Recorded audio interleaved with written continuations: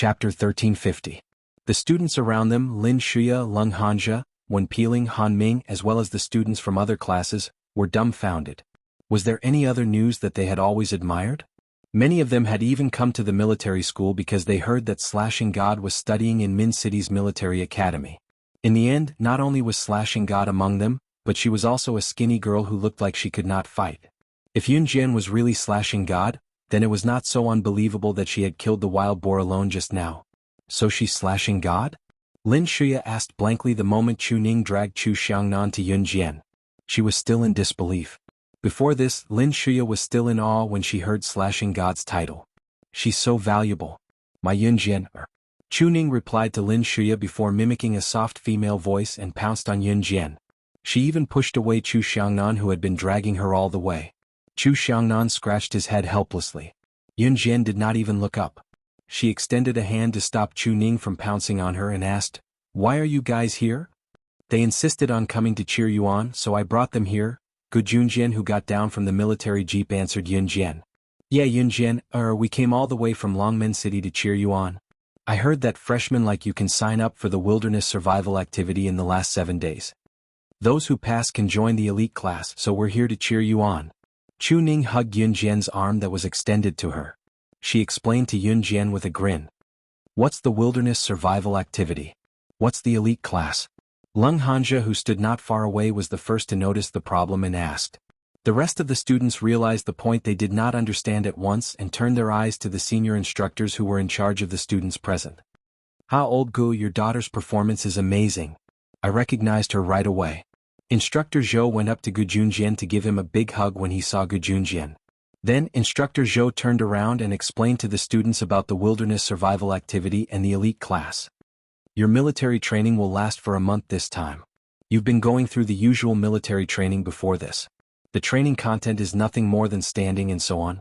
We'll also bring you into the forest to teach you the key to survive in the wilderness. We won't let you go in blindly. In addition, there'll be a wilderness survival activity on the last 7 days of the military training. It might not be safe, but it can guarantee your safety. Those who are willing to join, we won't force you. However, if you succeed in the activity, you can join another elite class. It's a new class that hasn't been opened for the 2nd and 3rd years of high school. Once you enter the elite class, it means that you can go to a better and better place to be trained at any time. Of course, if you fail in the wilderness survival activity this time, you'll have all sorts of opportunities to join the elite class in the future." Instructor Zhou explained it in detail, afraid that the students would not understand. He also pointed out clearly that they would only be specially trained if they entered the elite class. Since he had said that, Instructor Zhou did not mind telling the students to work hard. "If you enter the elite class and perform well, you might be able to represent our country's special forces and enter the hunting school for practical training in 10 or 20 years' time." Some of the girls were confused when Instructor Zhou finished his words. At this moment, Lung Hanja suddenly asked excitedly, "Instructor Zhou, is the hunting school the Special Forces training base in South America?" "It's called the Devil's Training School. The death rate is extremely high, but once you've completed the training, you'll be able to fight like a killer who climbed out of a pile of corpses." Everyone gasped when they heard Lung Hanja's words. Yun Jian, who was standing at the side, raised her eyebrows. After Lung Hanja finished his question, she asked Instructor Zhou, "I can only go to the hunting school after 10 or 20 years after entering the elite class. I can't wait that long." Yun Jian's words shocked the students again. Chapter 1351. Moreover, judging from Yun Jian's tone, it was as if it was inevitable that she would go to the hunting school with a high mortality rate. Since the establishment of the hunting school, only a dozen to 20 special forces from Z country have been admitted. Moreover, those who were eliminated in the middle were mostly missing an arm or a leg. They were considered lucky. Usually, the bodies of those who were eliminated in the middle were sent back directly. "Yun Jian, do you really want to go to such a place?" Lung Hanja asked because Yun Jian was Mu Ying's friend. "I have to go." After Yun Jian finished speaking, she turned her gaze to Instructor Zhou in front of everyone. Instructor Zhou had yet to reply to her question. When he first told her, Instructor Zhou said that she could go to the hunting school after studying in the elite class for a year or even half a semester if she was fast. However, he now said that after entering the elite class, she would have to stay in the elite class for another 10 to 20 years. She might not even be able to go to the hunting school. That's for the ordinary people who can enter the elite class. As for you, I estimate that you'll be qualified to go to the hunting school in half a semester. Instructor Zhou praised Yunjian highly. Those who could enter the elite class were definitely the cream of the crop. However, in Yunjian's case, even the elites of the elite class had to add an ordinary in front of them. However, it made sense. The elites of the elite class had to wait for another 10 to 20 years before they had the chance to represent the country to go to the hunting school. It was the lifelong wish of many special forces to be able to enter the hunting school for training. Instructor Zhou's evaluation of Yunjian shocked all the students who were standing around. Even Gu Junjian did not expect Instructor Zhou to have such a high evaluation of Yunjian. Instructor Zhou was a senior instructor. Even in the international arena, he had a certain amount of status. Anything that came out of his mouth would definitely not be something that he would just talk about. Instructor Zhou, is she really that powerful? Lin Shuya's unconvinced voice was heard. Hearing this, the group of people standing around even had the urge to send Lin Shuya flying with a slap. How could she refute the instructor's words? At this time, Instructor Zhou's words were heard again. He looked at Yunjian with a probing gaze and said, I'm afraid her strength is more powerful than I thought. As for how capable she is, you can ask her yourself. In fact, all the instructors present wanted to know this very much. Lin Shuya didn't expect to get such an answer. She stomped her feet and walked away unconvinced. Yunjian pretended not to hear Instructor Zhou's question and pretended not to say anything. Seeing this, Instructor Zhou didn't force Yunjian to say more. The month-long military training had officially begun. After all the students had set up their tents in the field training camp, they would begin their normal military training. Chu Ning and the others returned to Longmen City under Gu Yunjian's lead. Other than standing in a military posture, the military training also included some basic military steps. It was no different from the military training in an ordinary school, except that it took a little longer. Nothing out of the ordinary happened during this period, so more than 20 days had passed in the blink of an eye. It was time for the field survival exercise the next day. At night, sitting on the lawn and watching the moon in the sky, Yunjian, Mu Ying and Lin Wan sat in front of the tent. The three of them were silent for a while before Mu Ying broke the silence. She seemed to hesitate for a long time before clenching her fists and turning to Yunjian to say, Yunjian, I want to go to the hunting school too. Before Yunjian could say anything after she said that, a tall silhouette rushed up from the side. It was Lung Hanja. He had obviously heard what Mu Ying said just now. He rushed up to grab Mu Ying's wrist and told Mu Ying, No, why are you going to such a place? Besides, your family won't agree to it. Chapter 1352. All they saw was a tall and slender figure leaning against the tree. His slender legs and silhouette were as dazzling as the stars in the dark. It was enough to make all the girls present scream until they lost themselves. Fortunately, it was nighttime. Other than the students from different schools, the rest of the students had either returned to their tents or gathered together to play cards. No one looked in that direction. When Yunjian turned her head to look, her eyes met with a pair of deep, shining eyes in the dark. When she came back to her senses, she saw that the person leaning against the tree was already walking over. That pair of slender legs seemed to have been carefully carved by God. Very quickly, it attracted the attention of the students who hadn't noticed him before. Damn! One of the boys who was playing poker screamed. He was so scared that he dropped the poker cards in his hand into the bonfire that was lit by the firewood. Ce suddenly appeared like a ghost in the dark. The crowd sitting around him was shocked. When they came back to their senses, they saw that Ce was already walking toward Yunjian. Who's this guy? He suddenly appeared like a ghost. I was scared to death. Someone said loudly. But this man is so handsome. Another girl held her face in her hands and shouted out loud in a rather infatuated manner. Ce ignored everything around him. After he walked over, he grabbed Yunjian's hand and pulled Yunjian up from the ground. Then he walked toward the small forest. Hey, who are you? How can you take away a student from our school without permission? An instructor who was patrolling saw Ce suddenly pull Yunjian toward the small forest. He quickly chased after him to stop him. The moment he saw Ce, Lin Shuya, who was sitting not far away with Wen Peeling and Han Ming, was stunned. All the students thought that Yunjian was in a relationship at a young age. After all, this guy who suddenly appeared walked over and pulled Yunjian away in front of the instructor. If this wasn't love, then what was? And they actually dared to do it so openly. After hearing the instructor's question, Ce narrowed his eyes. At the same time, he didn't let go. Instead, he pulled Yunjian into his arms. Instructor, they're openly dating each other. Let's not talk about the fact that we're students. I don't think even in the military you can hug so openly, right? I suggest that Yun Jian be punished. Seeing such a tall and handsome man hugging Yun Jian, Lin Shuya was very unconvinced. The jealousy in her heart also sprouted.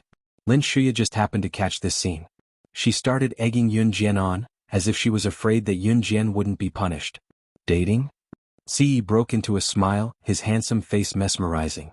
Lin Shuya couldn't help but stare. This time, I agree with Shuya's point of view. It's best not to fall in love early in school, especially in our military school. Moreover, it's still the military training period now. When Peeling stood up rather gently and said a sentence of justice. Ahem, even if you're Team Monarch slashing God, I can't cover for you, so? The instructor was about to punish Yun Jian. Just then Ce suddenly half-hugged Yun Jian. He took out a thin book from his trouser pocket and threw it to the instructor. He hugged Yun Jian's slender waist again and suddenly curled his lips to declare his sovereignty. Nominally she's already my wife. This is Country R's marriage certificate. Or, legal. The instructor grabbed the book and glanced at it. Then his face stiffened. This is really Country R's marriage certificate? I have a relative who was married to a Country R citizen. It's this kind of book. After hearing the instructor's words, Lin Shuya's face darkened to the extreme. Everyone around them was stunned. Chapter 1353. Telling everyone in front of everyone that Yun Jian was already his woman. Was legal. Ce felt great about it. If Adam or Shuang were here they would probably mock him again, so you're this kind of young master. However, Adam and Shuang did not know that they were here. Adam was in Yulong mainland while Shuang was left behind by Ce and an Hun group to take over his job. Have you seen enough? Ce asked when he saw the instructor still looking at his and Xiao Jian's marriage certificate. The instructor was stunned by Ce's words before he tossed the book back to Ce. Country R's marriage certificate was not called a marriage certificate but a marriage certificate. There were many types of marriage certificates in Country R but they were mostly the same. It was unlike Country Z's marriage certificate which was a small red book. In Country R, the woman could get married as long as she was 16 years old. Ce caught the book the instructor tossed back without even looking at it and put it back in his pocket. His deep gaze was fixed on Yun Jian, not even willing to look away. Before he pulled Yun Jian to the forest, Ce left a line that made one's imagination run wild. Since we're on board, we have to buy tickets. When Ce said that, Yun Jian pinched the fleshy part of his waist that was devoid of excess fat. In the eyes of the others, Yun Jian's action was a public display of affection. Alright, it was legal. Oh my god, so Yun Jian already has such a handsome boyfriend? No, it's her husband. It's so sweet, I'm so envious. Yun Jian's husband caught the marriage certificate without even looking at it just now. He must be quite skilled. They're a perfect match. They're so compatible. This was already enviable enough, but when Lin Wan exclaimed about it, the people around them could not help it even if they did not want to listen. Especially those girls, one or two of them were so envious that they were about to go crazy. Lin Shuya was so envious that her fingertips had already dug into her palms. Shuya, come here for a moment. At this moment, one of Lin Shuya's followers suddenly leaned his head close to Lin Shuya's ear and said something. Lin Shuya's little follower was also a student in Yun Jian's class. His name was Xiang Qishi. Xiang Qishi was so envious that she wanted to die, but she didn't dare to do it herself, so she went to Lin Shuya and whispered a lot. In the end, Lin Shuya narrowed her eyes and smiled. Then she nodded and said softly that only Xiang Qishi and herself could hear, "Humph, what do you mean he's Yun Jian's man? Which man doesn't like the new and hate the old?" In the small forest, Ce hugged Yun Jian for a long time before releasing her. Then he said, I'm going back to an Hun organization soon. This time I won't be able to leave for a long time. If you miss me, come and find me. It wasn't a plea but a determined tone. Who would miss you? Yun Jian gave Ce a little push. Just as she was about to turn and leave, Ce grabbed her wrist and pressed her against the tree to kiss her. Xiao Jian wears the ring? After the kiss, he realized that Yun Jian was not wearing the ring he brought back from Yulong mainland. Accessories were not allowed during military training, so Yun Jian had kept it. It's in my bag, Yun Jian answered with a press of lips. Ce grunted before his lips curled into a smirk. If you don't wear it next time I'll eat you. Chapter 1354. Ce stole a few more mouthfuls of tofu when Yun Jian was not paying attention. In the end, even when Yun Jian reached out to slap his hand to stop him, it was useless. If they were not in the forest but on a huge bed, Ce would probably not have been able to hold himself back. They had already gotten the marriage certificate, but the title was not confirmed yet. Just thinking about it made him feel indignant. Yunjian and the rest have been gone for so long. I heard from the instructor that the forest here is not particularly safe. When we first came here there was even a wild boar attack. Do you think they're in danger? Lin Wan sat on the grass and chatted with Muing for a long time. In fact, it was Lin Wan talking to herself. Muing was in charge of listening and occasionally replied to Lin Wan. Lin Wan suddenly thought of the danger as she spoke. She quickly sat up straight and turned to Muing. Thinking about it, there were quite a lot of wild beasts in the forest. No one could guarantee that there would not be a ferocious beast running out of the forest. Aya, will something happen to them? Muing, shall we get the instructor to look for them? Lin Wan stood up from the ground in fright. Muing tugged Lin Wan's clothes and pulled Lin Wan back to the ground. She said calmly, "Don't worry. If this lousy forest can stump her, the sky will fall." Lin Wan heard Mu Ying's words and heaved a sigh of relief. Is that so? Then I'm not worried. Unless the sky falls, nothing will stump her. Even if Yun Jian is Team Monarch/God, she can't be omnipotent, right? She's not a god. There are some things that are better not said so easily. Lin Shuya was sitting not far away. After hearing Mu Ying's words, she sneered.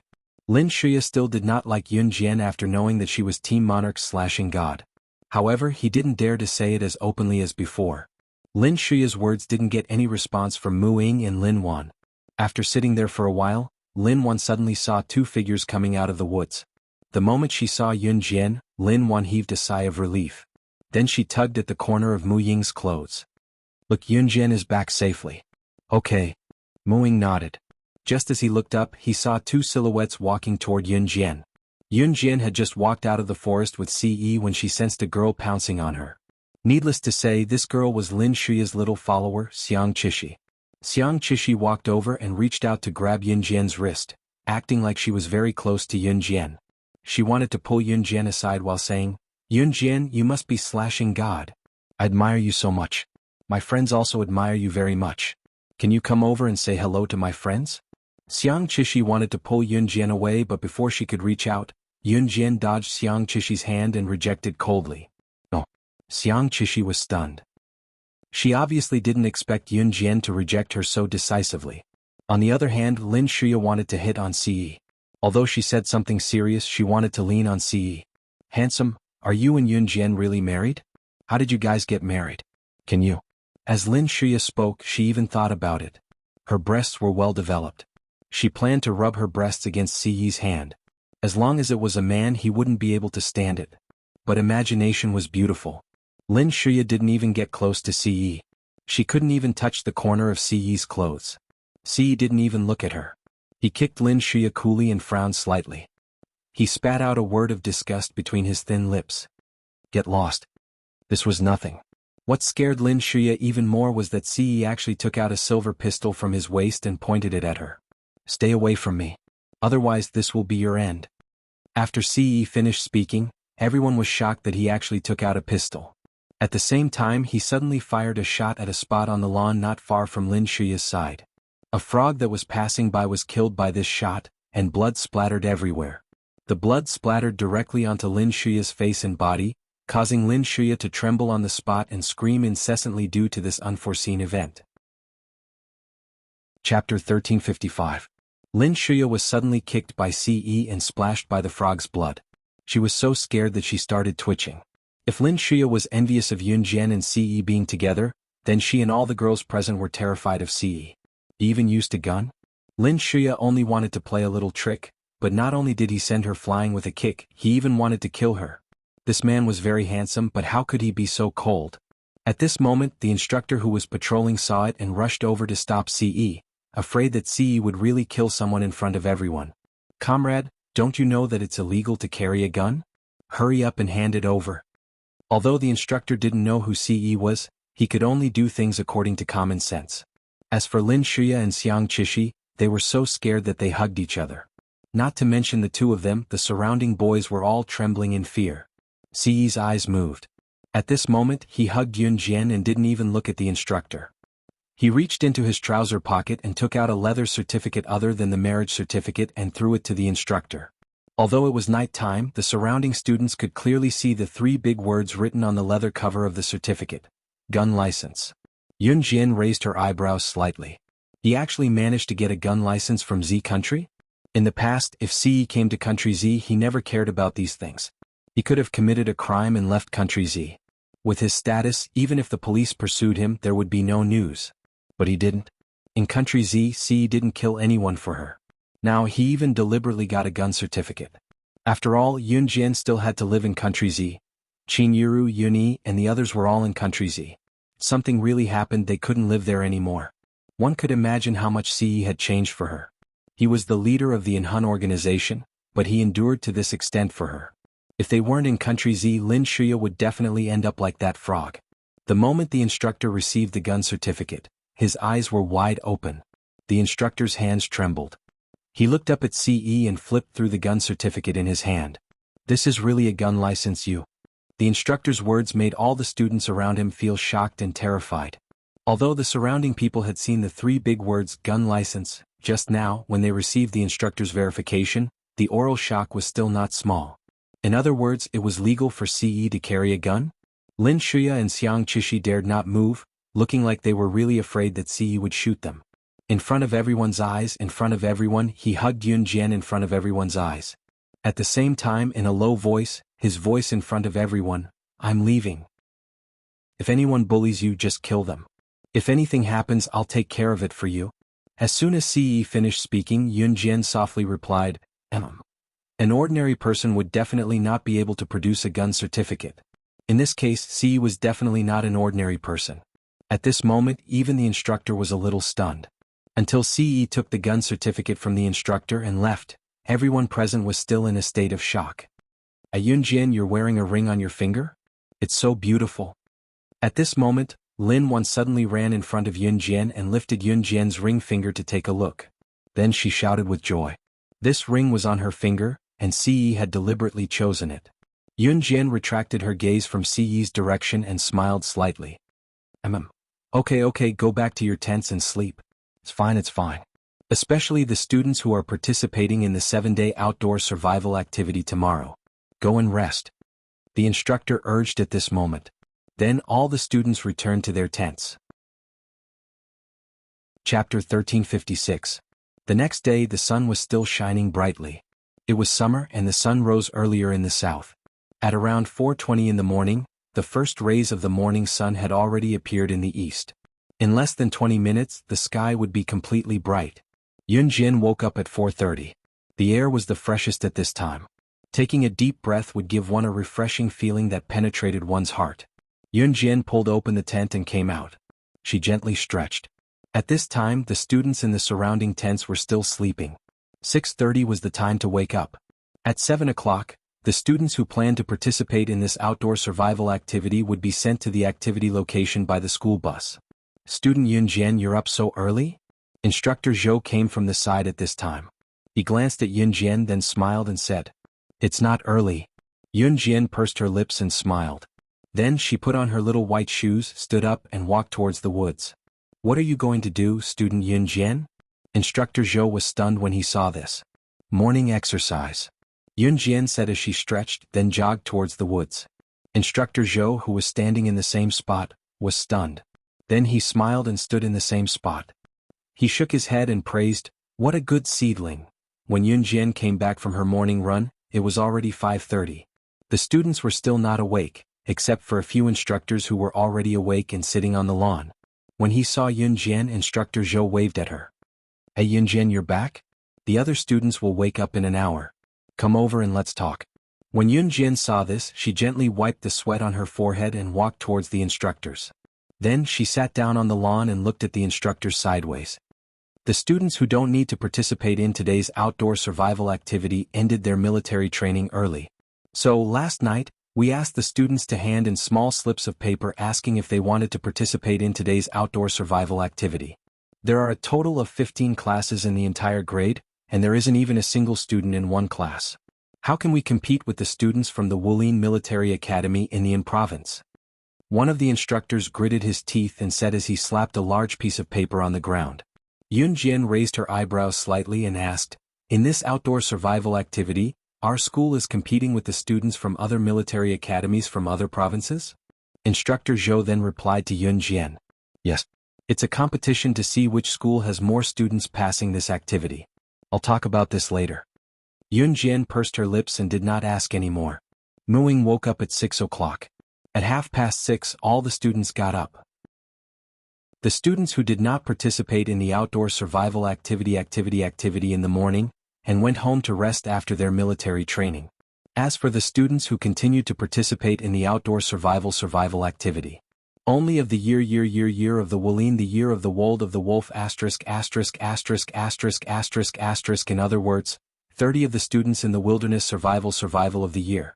After sending the 30 students to the beach near Min City, Instructor Zhou mentioned that the students from Min City Military Academy would be competing with the students from Wolin Military Academy from Sesame City in the province.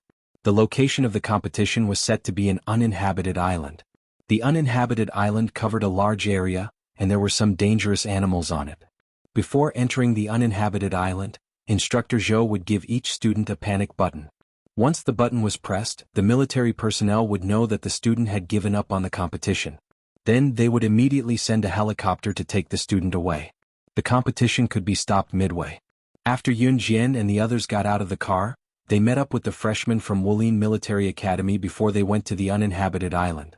When they saw that Yun Jian and the others from Min City Military Academy were thin and weak, some of the students from Wolin Military Academy began to put on airs.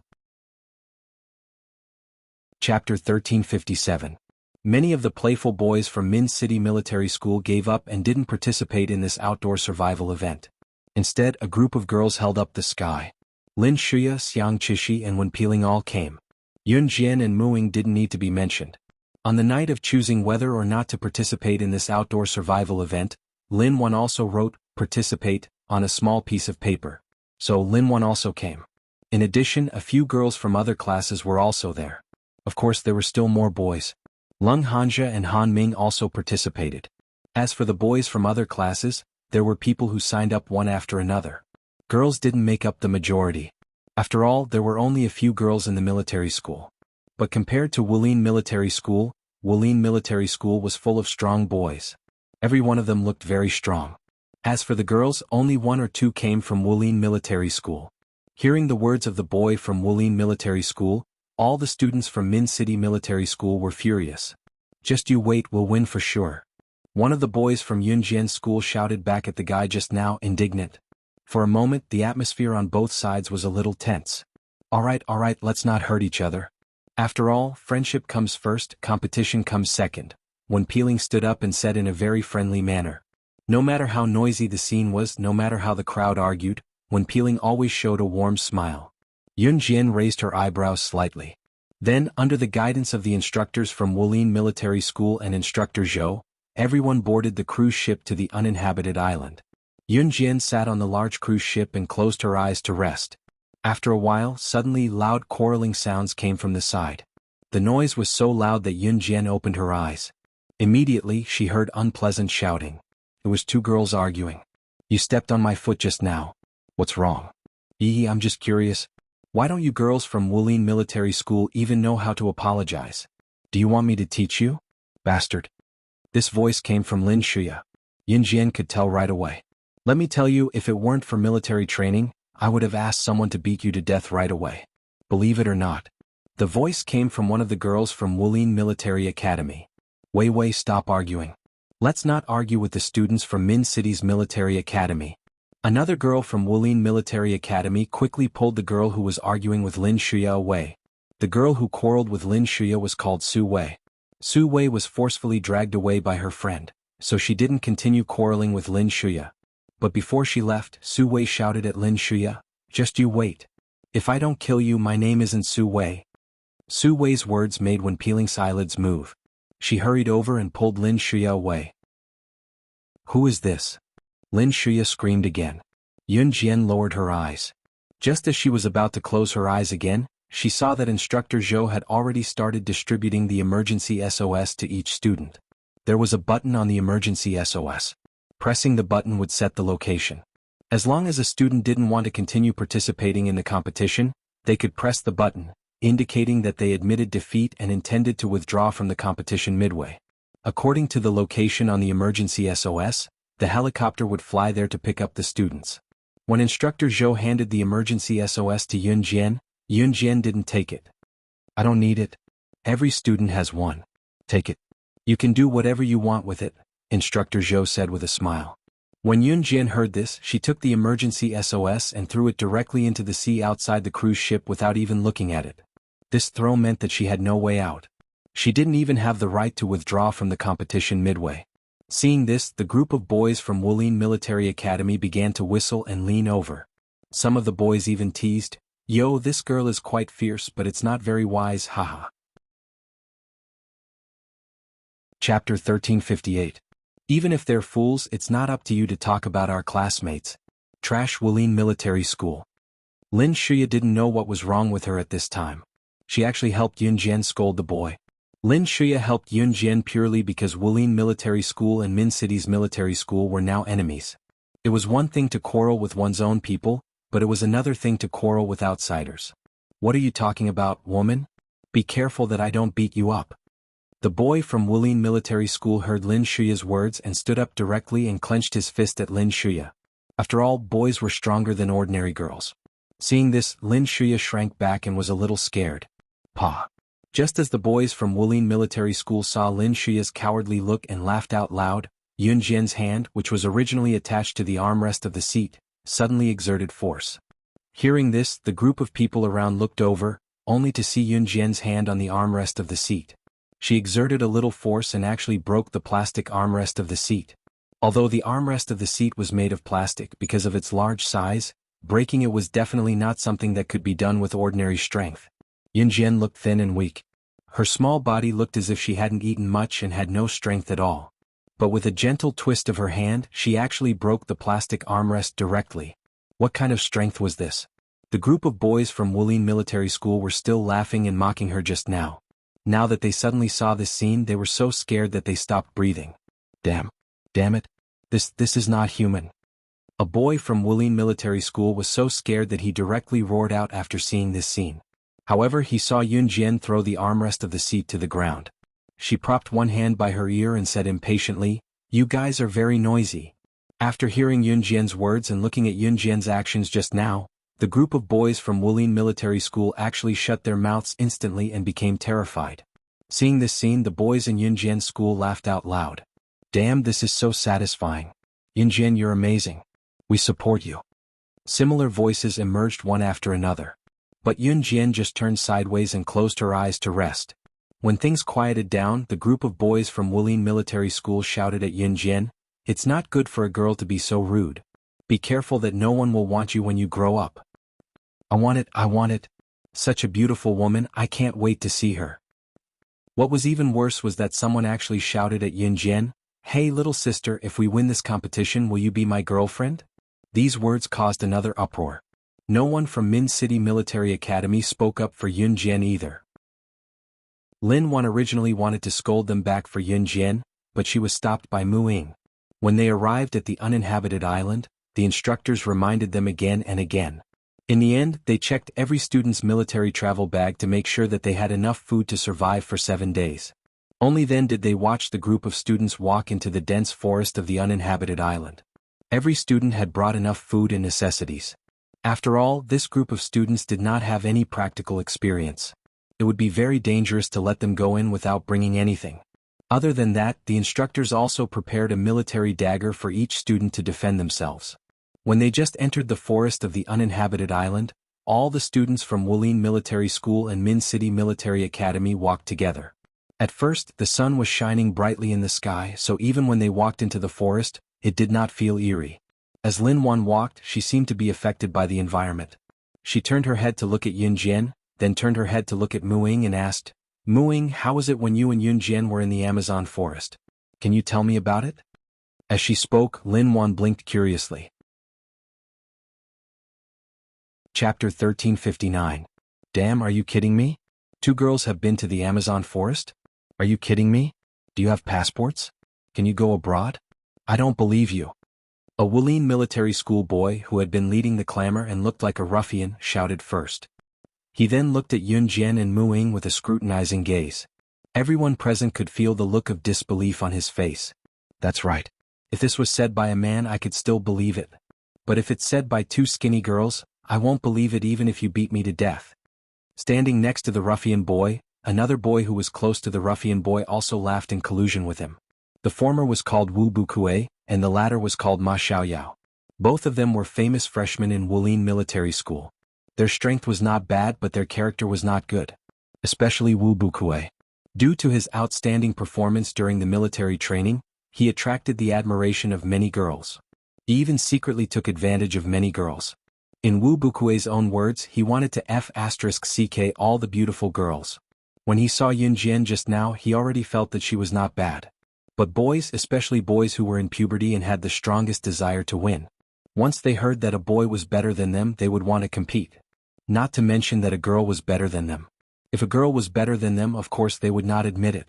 Unless this girl could convince him wholeheartedly. Originally, Lin Wan only wanted to ask Muing, but she did not expect the boys from Wulin Military School to speak up. Therefore she stomped her feet angrily. Muing completely ignored the boys. She pretended that she did not hear what the boys said. She directly said to Lin Wan, "That was a long time ago. Yunjian and I stayed in the Amazon forest for half a year. When we first went in, we did not even have a dagger, let alone food. In the Amazon forest, which was full of beasts, I met a group of cheetahs as soon as I went in." Muing suddenly turned to ask Yunjian, "Yunjian, what was the first beast you encountered after entering the Amazon?" At this time Muing asked Yunjian. She felt a sense of nostalgia when she recalled the dangerous past. It was a feeling of fear and nostalgia. Cobras, about 100 of them. Yunjian pursed her red lips. She looked at the ground and replied to Muing. "Haha, cheetahs and cobras. What a joke." As soon as Muing and Yunjian finished talking, the boys from Wulin Military Academy, led by Wu Bukue and Ma Xiaoyao, began to laugh again. Just as the group of people took 2 more steps forward, Yunjian suddenly raised her head and shouted, "Stop right there." Hearing Yunjian's shout, everyone around was so scared that they stopped in their tracks. Yunjian's voice was loud and clear, startling Wu Bukue before he came to his senses. "F*ck little beauty, are you crazy?" Wu Bukue shouted. "If we go any further, it will be a swamp. If we fall into a swamp, no one will survive," Yunjian said coldly. "Ah, the swamp? Isn't the road ahead very normal? Are you kidding? Or are you trying to find a sense of presence? Is this all your Min City Military Academy is capable of?" This time the girl named Su Wei who quarreled with Lin Shuya just now mocked Yunjian. Obviously, Su Wei was very unhappy that Yunjian attracted all the boys from Wulin Military Academy. "If you want to go, go ahead." Yunjian did not even look at Su Wei. She squatted down slightly, picked up a large stone from the ground, and smashed the large stone on the ground in front of her. The flat ground that looked like a normal road suddenly sank, and then the large stone was quickly swallowed into the ground. Su Wei, who just wanted to find more words to mock Yunjian, was shocked. The other students also hurriedly stopped, and each of them was so scared that their faces instantly turned pale. This place that looked completely normal was actually a swamp. Yunjian was really right. And if it was not for Yunjian, then all of them present would. Chapter 1360.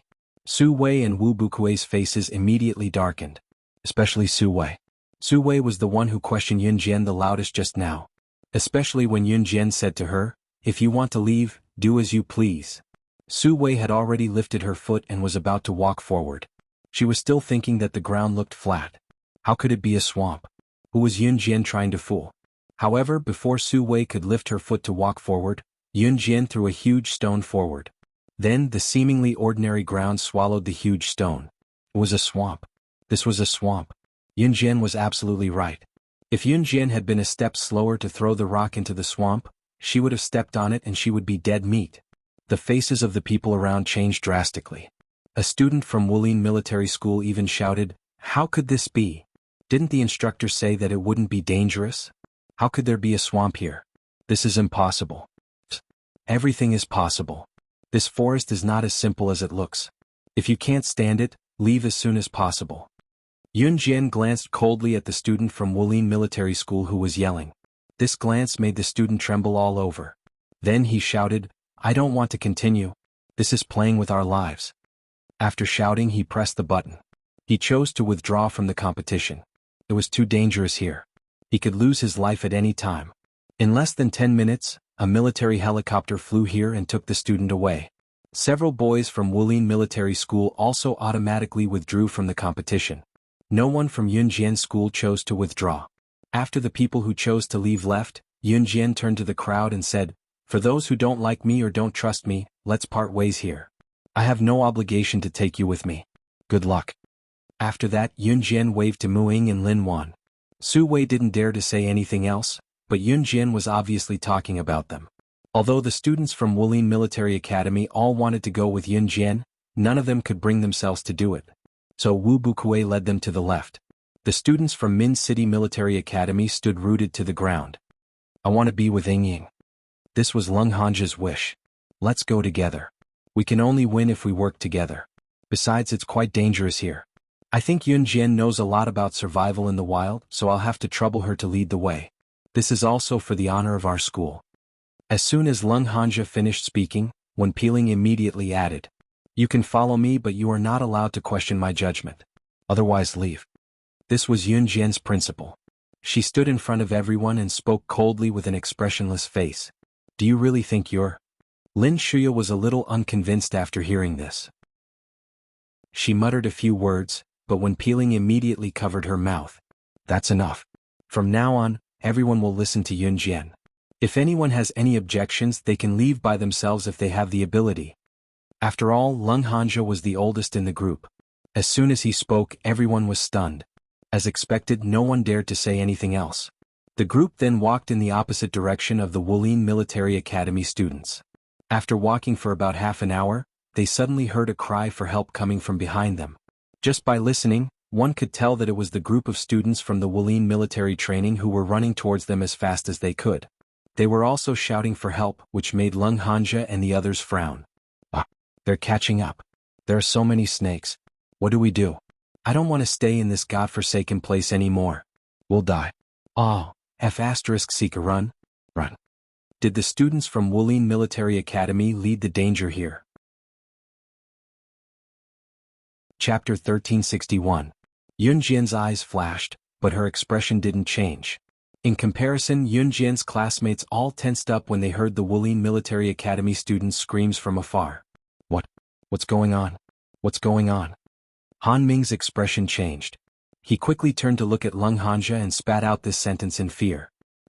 "Judging from the sound, they're being chased by snakes. Everyone run." Lung Hanja's expression was also very bad, but compared to the people around him, his reaction was the calmest. "Snakes? Snakes? I'm afraid of snakes the most."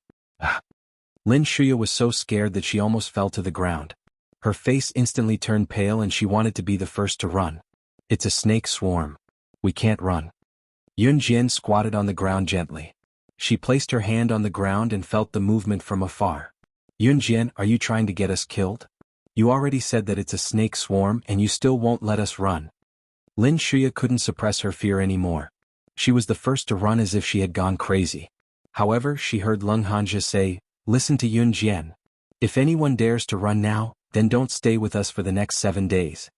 Lung Hanja's words made Lin Shuya even more afraid. She didn't dare to run anymore.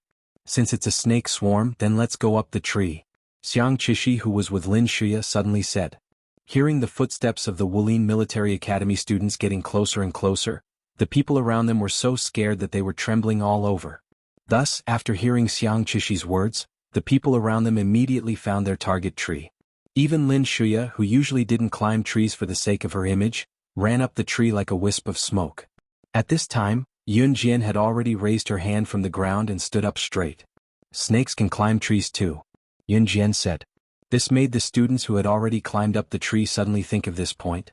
Right, snakes can climb trees too? What should they do? Were they really going to die here? No. They didn't want to die. At this moment, Yunjian calmly said, "If you have any flammable items like paper or books, take them out. Snakes are afraid of fire and smoke. Where there's fire, there's smoke. As long as there's fire, it won't dare to come over." Hearing Yunjian's words, the boys immediately realized this. With that, the students tossed their books and papers into a pile in their military travel bags as fast as they could. Yunjian then took out a lighter and flicked it on before tossing it into the fire together with the lighter. At this moment, he happened to see the group of Wulin Military Academy students chasing after a group of dozens of snakes, rushing over. When they reached the bonfire, all the students from the Wulin Military Academy jumped over. Meanwhile, the snakes that were crawling towards them suddenly realized something.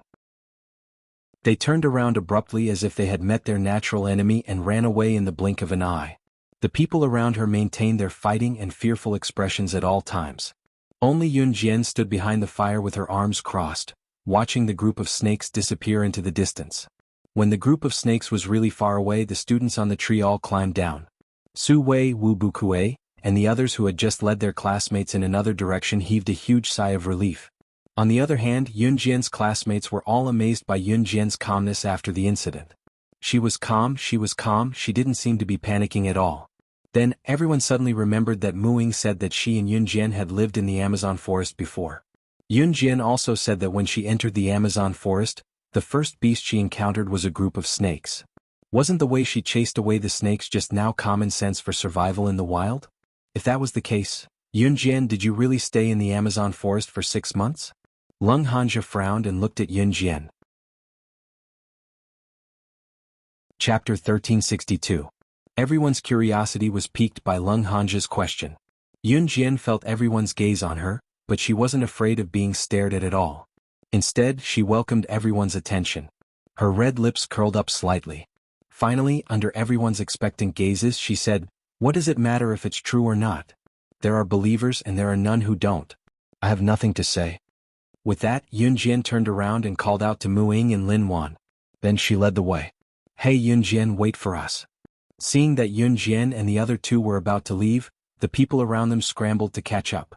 Even the students from Wulin Military Academy chased after them out of fear. Who would care about their pride now? Was their pride more important than their lives? Following Yun Jian could at least guarantee their own lives. Wu Bukue, Su Wei, Ma Xiaoyao, and the other students from Wulin Military Academy all followed Yun Jian's footsteps. Wherever Yun Jian went, the students followed. Yun Jian didn't intend to shake them off on purpose. From morning to afternoon and then to evening. The evening on the uninhabited island was chilly. There was no one around, and the roars of wild beasts could be heard from time to time. A group of students sat together in a circle, looking a little scared. The firewood is here. It's all here. Hearing Yun Jian's words, Lung Hanja organized a few boys to carry the firewood. It was now piled up in a pile. Yun Jian glanced at it, then said to Lung Hanja, "Use it sparingly. The fire will burn until the sun rises in the morning. Also, arrange for 2 people to keep watch at night." After saying that, she glanced at the students who were setting up the tents around her. She walked to the side of a big tree, stepped on the ground and leaped lightly. She had already used her fastest speed to leap up the tree, and then lay down on a thick branch. "Yun Jian, what are you doing?" When Peeling saw this scene, she opened her mouth and asked Yun Jian in surprise. At the same time, there was a trace of surprise in her eyes. "Sleep," Yun Jian said and closed her eyes. "Sleeping in a tree? Damn, does she think she's filming a martial arts movie?" Lin Shuya couldn't help but ridicule her flamboyant personality. Just as Lin Shuya said this, she was pulled by Wen Peeling. "Shuya, don't be like this. Yun Jian saved us twice. She is our benefactor." Wen Peeling comforted Lin Shuya's shoulder. Lin Shuya replied indignantly, "Senior Lingling, you're just so kind." Yun Jian didn't listen to a single word of what was being said. She closed her eyes and rested. For the next 3 days they settled down here. During the day the group of boys would go to the beach to fish. Then they would collect firewood and light the firewood at night. This was to prevent the surrounding beasts from approaching without anyone noticing. On the 4th day the group of people picked fresh mushrooms. When they were about to cook and eat them, they were stopped by Yun Jian and lectured. Early in the morning of the 5th day, Yun Jian was woken up by a scream. She opened her eyes and jumped down the tree. She saw Wen Peeling and a few girls shouting in horror. The group of people around them revealed a panicked expression. "She is gone? She is gone. How could a person disappear all of a sudden?" Someone asked with a pale face. "I remember now. Yesterday evening she walked towards the beach alone. I saw her and asked her what she was doing, but she ignored me. Then I remember that I went to sleep first." A girl's voice trembled slightly as she spoke. In such a gloomy forest, someone in the group suddenly disappeared. This was an indescribably terrifying event. "What do we do? What do we do?" A girl was so scared that she couldn't speak. Chapter 1363. How did this happen? Why didn't I keep a close eye on her yesterday? Why didn't I notice that there was no one in her tent before I went to bed? Wen Peeling's body trembled as she was comforted by a group of girls. She looked like she had suffered quite a shock. It's okay, Shuya will be fine. Xiang Qishi was scared half to death as well, but she stubbornly held on to her fear. Yun Jian jumped down from the tree and walked over. Did you find her? At this time the boys who ran to the beach had returned. Wen Peeling quickly ran over and held Lung Hanja's hand. Lung Hanja shook his head. He pushed Wen Peeling's hand away and walked over to Yun Jian and Mu Ying. Yun Jian, in this situation should we leave or? Lung Hanja asked for Yun Jian's opinion. Stay, Yun Jian said without thinking. Damn, my cousin is missing. Are you even human? You're happy that my cousin is missing, aren't you? You hate my cousin for what she did to you before, don't you? When Han Ming heard Yun Jian's words, if the people around him didn't hold him back, he would have charged at Yun Jian like he had epilepsy. You can leave if you want, if you can. Yun Jian stood where she was with her eyes downcast as she spoke nonchalantly, baffling everyone around her. What do you mean? Han Ming stared at Yun Jian for 2 seconds and said uneasily. There's a location blocker installed all around us. The emergency devices we have on hand have all lost their effectiveness. A girl with a rather enchanting figure walked over from the side. Looking closely, it was Mu Ying. Mu Ying held 3 or 4 things that looked like routers in her hands. However, they weren't routers. I only found 4 of them. The entire island is installed with these. The instructors won't be able to receive our emergency devices. Mu Ying handed the 4 location jammers to Yun Jian and explained to everyone. Didn't you find these location jammers? A few of the students did not believe him. They quickly pressed the emergency button on their body several times. However, after waiting for 10 minutes, 20 minutes, 30 minutes, there was no sound at all. The instructors wouldn't even send a helicopter to rescue them. How did this happen? Only then did the students realize the severity of the situation. They were all scared out of their wits. Unless you find all the location jammers within 100 meters of us, your emergency devices won't work. Yun Jian looked at all the location jammers that Mu Ying handed to her. Then she stood up straight and said. As she spoke, Yun Jian threw all the location jammers on the ground. These location jammers only have an effective range of 100 meters. However, if you want to find them, you have to search through all the soil, trees or leaves within 100 meters, Yun Jian said. I found 4 within 100 meters just now. There should be more, Mu Ying said. If you want to go out and find Lin Shuya, look for the location jammers. Yun Jian pointed at the location jammers on the ground. On the 5th day, a group of people gathered together to look for location jammers. On the 6th day they had found more than 10 location jammers. Yun Jian took Lin Wan's emergency device and looked at it. She suddenly stood up and said, There's another location jammer within 100 meters. As long as we find that location jammer, the emergency device can be used within 100 meters. This was definitely a man-made incident. Because it wasn't just within 100 meters. Every corner of the island was installed with location jammers. Someone did it on purpose. Then what are we waiting for? Let's go look for it. Wen Peeling's hands tightened and her feet stopped moving. She said excitedly. Yes. We have to contact the instructor quickly. Lin Shuya's travel bag is still with us. If something happens to her, we... Xiang Qishi said fearfully. Bah. What happened? My cousin wouldn't? Han Ming was halfway through his sentence. Found it. It's here. At this moment, someone stood in the distance and shouted to everyone. The student found the last location jammer. He had just recovered from the excitement of being afraid but about to be redeemed. He dug out the last location jammer from the soil. However, he took a big step back and suddenly stepped on something fleshy in the grass.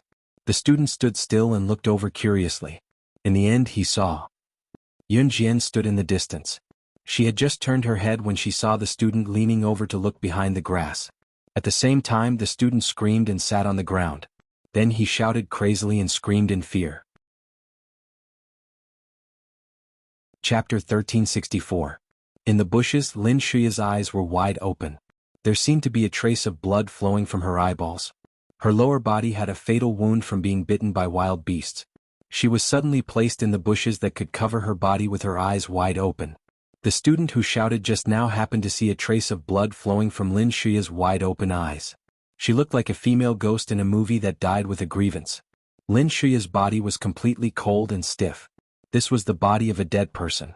Within an hour after death, the body would be completely stiff. This was also the reason why the shroud must be put on within an hour after the death of the elderly. Because once the person died and couldn't change into other clothes in time, it would be very difficult to change clothes after an hour. When the soul returned to reality, the moment the student saw Lin Shuya's body, he sat down on the ground and crawled away. Hearing the student's words, everyone around screamed. It was the kind of fear, horror, and indescribable fear that came from the bones. No. How is it possible? How could Shuya be dead? This is impossible. Impossible. Han Ming was so scared that he didn't dare to go forward and take a look. Lung Hanja heard the voice. Although his hands were trembling violently, he still went forward with a few braver boys to take a look. Before leaving, Lung Hanja said to Muing, "Ying, don't be afraid. Just stand here." Before he finished, Muing followed Yun Jian's footsteps and walked towards Lin Shuya's body. Dead. Really dead. Su Wei, who had quarreled with Lin Shuya on the cruise ship, was also scared. She sat down on the ground. "I want to go home." Seeing this scene, some of the boys cried and shouted that they wanted to go home. When Peeling and Xiang Chishi stepped back, they were so scared that their faces changed drastically. For a moment, the surrounding people cried and shouted that they wanted to go home. They were so scared that their faces turned pale. In contrast, Yun Jian and Muing went up and turned the body out of the bushes. Then they looked up and down a few times. Yun Jian looked at the body a few times and then stood up straight. "Yun Jian, did you find anything?" Lung Hanja strode forward. He couldn't help but look at Lin Shuya's body that looked like it was bitten by a beast. He asked Yun Jian. "No." Yun Jian's eyes flashed. She shook her head calmly and said, "It's here, the helicopter is here." At this time the students saw the helicopter landing. At the same time they saw the instructor's face. As soon as Instructor Zhou got off the plane, he saw the body over there. He instantly frowned and asked uneasily, "What's going on?" Some of the students immediately cried of Instructor Zhou. After Instructor Zhou learned about the situation, his brows furrowed even tighter. Something happened to a student during military training. This was a very thing. But it had already. "Instructor, we want to go home." All the students were clamoring to leave. In the end, no one was willing to stay. Except for Yun Jian. "I'm not leaving. The competition isn't over yet." Yun Jian spoke faintly, her expression nonchalant. No one could tell what she was thinking at the moment. No matter the result of the competition, Lin Shuya's death was confirmed to be caused by a beast. In addition, they encountered the swamp and the snakes later. No one wanted to stay here. Who knew what would happen if they stayed here? "Yun Jian, are you sure you don't want to leave?" Instructor Zhou was surprised. "Yes." Yun Jian nodded. It's you? You must be the one who killed my cousin. You planned it, didn't you? If it wasn't you, how did you know about the location blocker? How did you know about the situation here? You must be the one who killed my cousin. You must be holding a grudge because of what my cousin did to you before." Han Ming pointed at Yun Jian and shouted crazily in front of the instructor. "Then why didn't you say that your cousin also had a dispute with the girl from Wulin Military School? If that's the case, the girl from Wulin Military School is more suspicious." Lin Wan helped Yun Jian to reply. "I didn't." Su Wei cried back. "I won't leave until the competition is over." Yun Jian's calm voice sounded again. It was as if the death of a person who was chattering by her side yesterday had no effect on her at all. It was as if death was normal to her. While the people around were afraid, they also became suspicious of Yun Jian. They were more surprised that she wasn't afraid at all.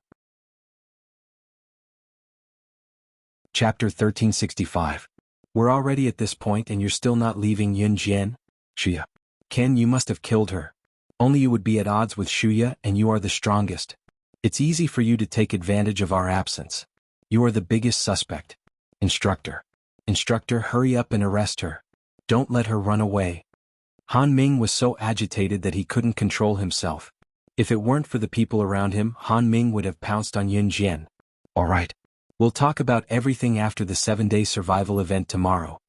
Instructor Zhou glanced at Yun Jian and said, Yun Jian, since you're not leaving, Min City Military Academy will win the competition if you can hold on until noon tomorrow, Instructor Zhou said and called the other students to leave. As for Lin Shuya's body, no one dared to look at it. Ying, let's go. Lung Hanja waited for Instructor Zhou to finish speaking before he turned to grab Mu Ying's hand.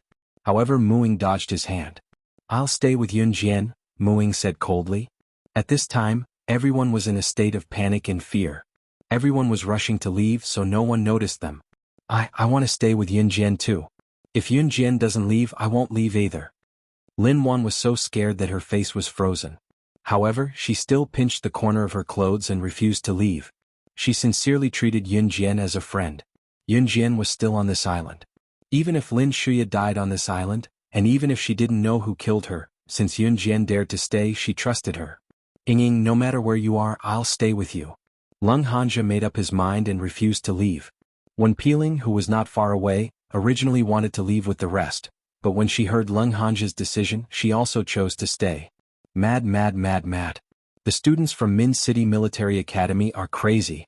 This place will kill people. There are still people who chose to stay and die. The Wulin Military Academy students were so scared that they stuttered. After saying that, they ran to the seats of the helicopter one by one, wanting to be the first to leave. After sending off all the students who had withdrawn from the competition, Instructor Zhou took a deep look at Yunjian, then said to her and the few people who had stayed behind, "Tomorrow at 12 o'clock, I'll send a helicopter here to pick you up. Also, all the students will stay in a hotel near this island and wait for you. Then I'll announce the results of this outdoor survival event." Okay. Yunjian nodded. Those who stayed behind were Yunjian, Mu Ying, Lin Wan, Wen Peeling, Lung Hanja, and Lung Hanja's brothers. Lung Hanja's friends were all seniors in the second and third years of high school. When they heard that Lung Hanja wanted to stay, they didn't want to leave. Although Han Ming was somewhat familiar with Lung Hanja, he was also scared that something like this had happened. He was the first to run into the helicopter and escape. On the sixth night, as usual, they piled up firewood for the night. However, because of the previous incident, the sixth night was guarded in groups of 3. The night passed uneventfully. The next day, when it was close to 10 o'clock in the afternoon, Yunjian, who was resting on a thick tree trunk, suddenly jumped down from the tree. Yunjian, where are you going? The instructor will send a helicopter to pick us up at 12 o'clock. Lin Wan saw that and quickly stood up to ask. She was afraid that Yunjian would get lost and suddenly become a corpse like Lin Shuya. I'm going to a fun place. Yunjian curled her lips and didn't say much. However, after hearing her words, everyone's eyelids twitched and they all followed her. No one saw the smile on Yunjian's face. Chapter 1366. After the students left, the uninhabited island fell into silence once again. Although they had spent the night here after the incident, they still had to be extra vigilant in the last 2 hours. At this time, Yunjian was unwilling to stay put. Although everyone was surprised, none of them made a sound. After the previous 2 performances, Yunjian was undoubtedly the strongest among them. At the same time, no one knew what she was going to do. They didn't ask and just followed her. After walking for about half an hour, Yunjian led everyone around the forest and came to the side of a small hill. There was a cave at the bottom of the hill. There seemed to be people walking in front of the cave.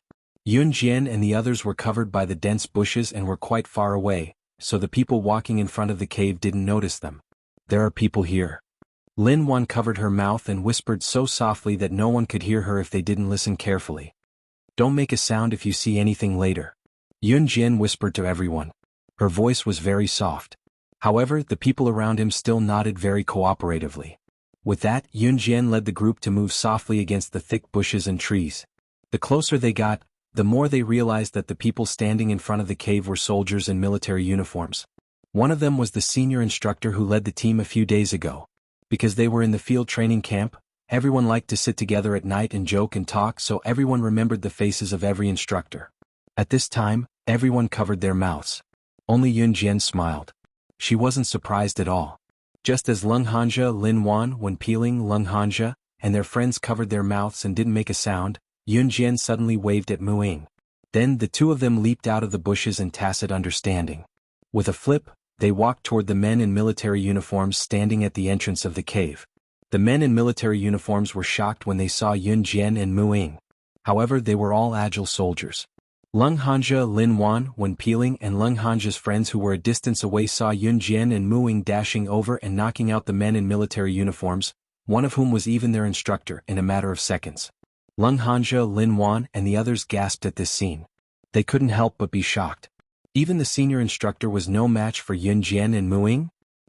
Just as they were shocked, Yunjian and Mu Ying rushed into the cave. Soon it was noon. Instructor Zhou brought all the students back to the uninhabited island. Because someone had died on the uninhabited island, and it was their companion who had died, all the students were panicking. Instructor Zhou, you must catch Yun Jian. She must be the one who killed my cousin, Han Mingjing said fiercely. Instructor Zhou narrowed his eyes and looked at the forest. Over there. Someone came out. Someone couldn't help but shout. Is it Yun Jian and the others? They're still alive. Someone shouted again. But when everyone saw Yun Jian walking in front, Lung Hanja's friends were supporting a girl who had fainted, but they could still recognize who she was. Everyone was in an uproar. That's Lin Shuya? No. How is that possible? Isn't Lin Shuya dead? Instructor Zhou saw Yun Jian walking over. At the same time, when he saw Yun Jian calling the boys behind her to support Lin Shuya, his eyelids twitched. He couldn't help but be shocked. He thought Yun Jian was brave enough to insist on staying on this island. But who the hell could tell him how did she manage to break his flawless plan? Chapter 1367. Instructor Zhou lost his composure as he was the first to run toward where Yun Jian and the others were coming from. Looking at Lin Shuya who had fainted, Instructor Zhou held his forehead. The surrounding students were so shocked that they couldn't close their mouths. Han Ming, on the other hand, took 2 steps back. He was so scared that he screamed, "A Shuya? No, isn't Shuya already? She's a ghost? A ghost." Han Ming was so scared that he took 2 steps back. He had an indescribable cowardice. However, someone had already noticed that Lin Shuya, who was supported by Lung Hanja's friends, had a body temperature. This proved that she was still alive. Lin Shuya isn't dead. She's still breathing. A few observant girls noticed that although Lin Shuya was still unconscious, the collar below her nostrils was still floating gently. This meant that she was still breathing. What's going on? I clearly saw Lin Shuya's corpse. How is this possible? The first boy who discovered Lin Shuya's corpse stood out and asked in shock. Are you referring to the fake corpse? If you had looked carefully, you would have easily seen that it was fake. Although it was made to look like Lin Shuya, its characteristics wouldn't have changed. At that time, you were only afraid because Lin Shuya had been missing for a whole day. When you saw the corpse, you instinctively thought that it was Lin Shuya. You didn't even see clearly whether she was real or fake. Mu Ying stood beside Yun Jian and explained Yun Jian's doubts to everyone. Mu Ying's words revealed everything in one sentence. Indeed, after the incident, everyone didn't want to examine the corpse carefully. Even when Lung Hanja approached the corpse, he didn't dare to look directly at it. This also meant that everyone had missed the opportunity to discover the truth. Is it fun to be a spy? Yun Jian suddenly turned sideways and looked at Wen Peeling. She crossed her arms and narrowed her eyes. Wen Peeling, who was called out, was stunned. Instructor Zhou was stunned again. Instructor Zhou was the one who arranged this mission. He wanted to test the standards of this batch of freshmen. In fact, there were many flaws in this. For example, if the student who exclaimed at that time had taken a closer look and realized that Lin Shuya's body wasn't real, then there wouldn't have been so many students quitting the competition. This could be considered a test of a person's psychological quality. However, Instructor Zhou did not expect that Yun Jian had seen through all of this. Originally, Instructor Zhou was the creator of the game, but why did he feel that at this moment he was the confused passerby that was being played by Yun Jian? Yun Jian, what do you mean? Did senior sister Lingling offend you? How dare you call her a spy? Han Ming had a good impression of Wen Peeling, so when he heard Yun Jian's words, he immediately shouted back. Ha, I really can't hide it from you at all. Then I won't pretend anymore. But I have to say, junior sister, you're really amazing. When Wen Peeling heard Yun Jian's words, she was stunned for a few seconds. When she came back to her senses, she smiled at Yun Jian and said, in order to pretend that it was real, she even went against her conscience to secretly look at Lung Hanja and acted like she was in love with him. Han Ming originally thought that Yun Jian was randomly scolding people, but he didn't expect that Wen Peeling was really, alright, it's time to tell you. I did call Shuya out to knock her out, but I didn't install the location blocker.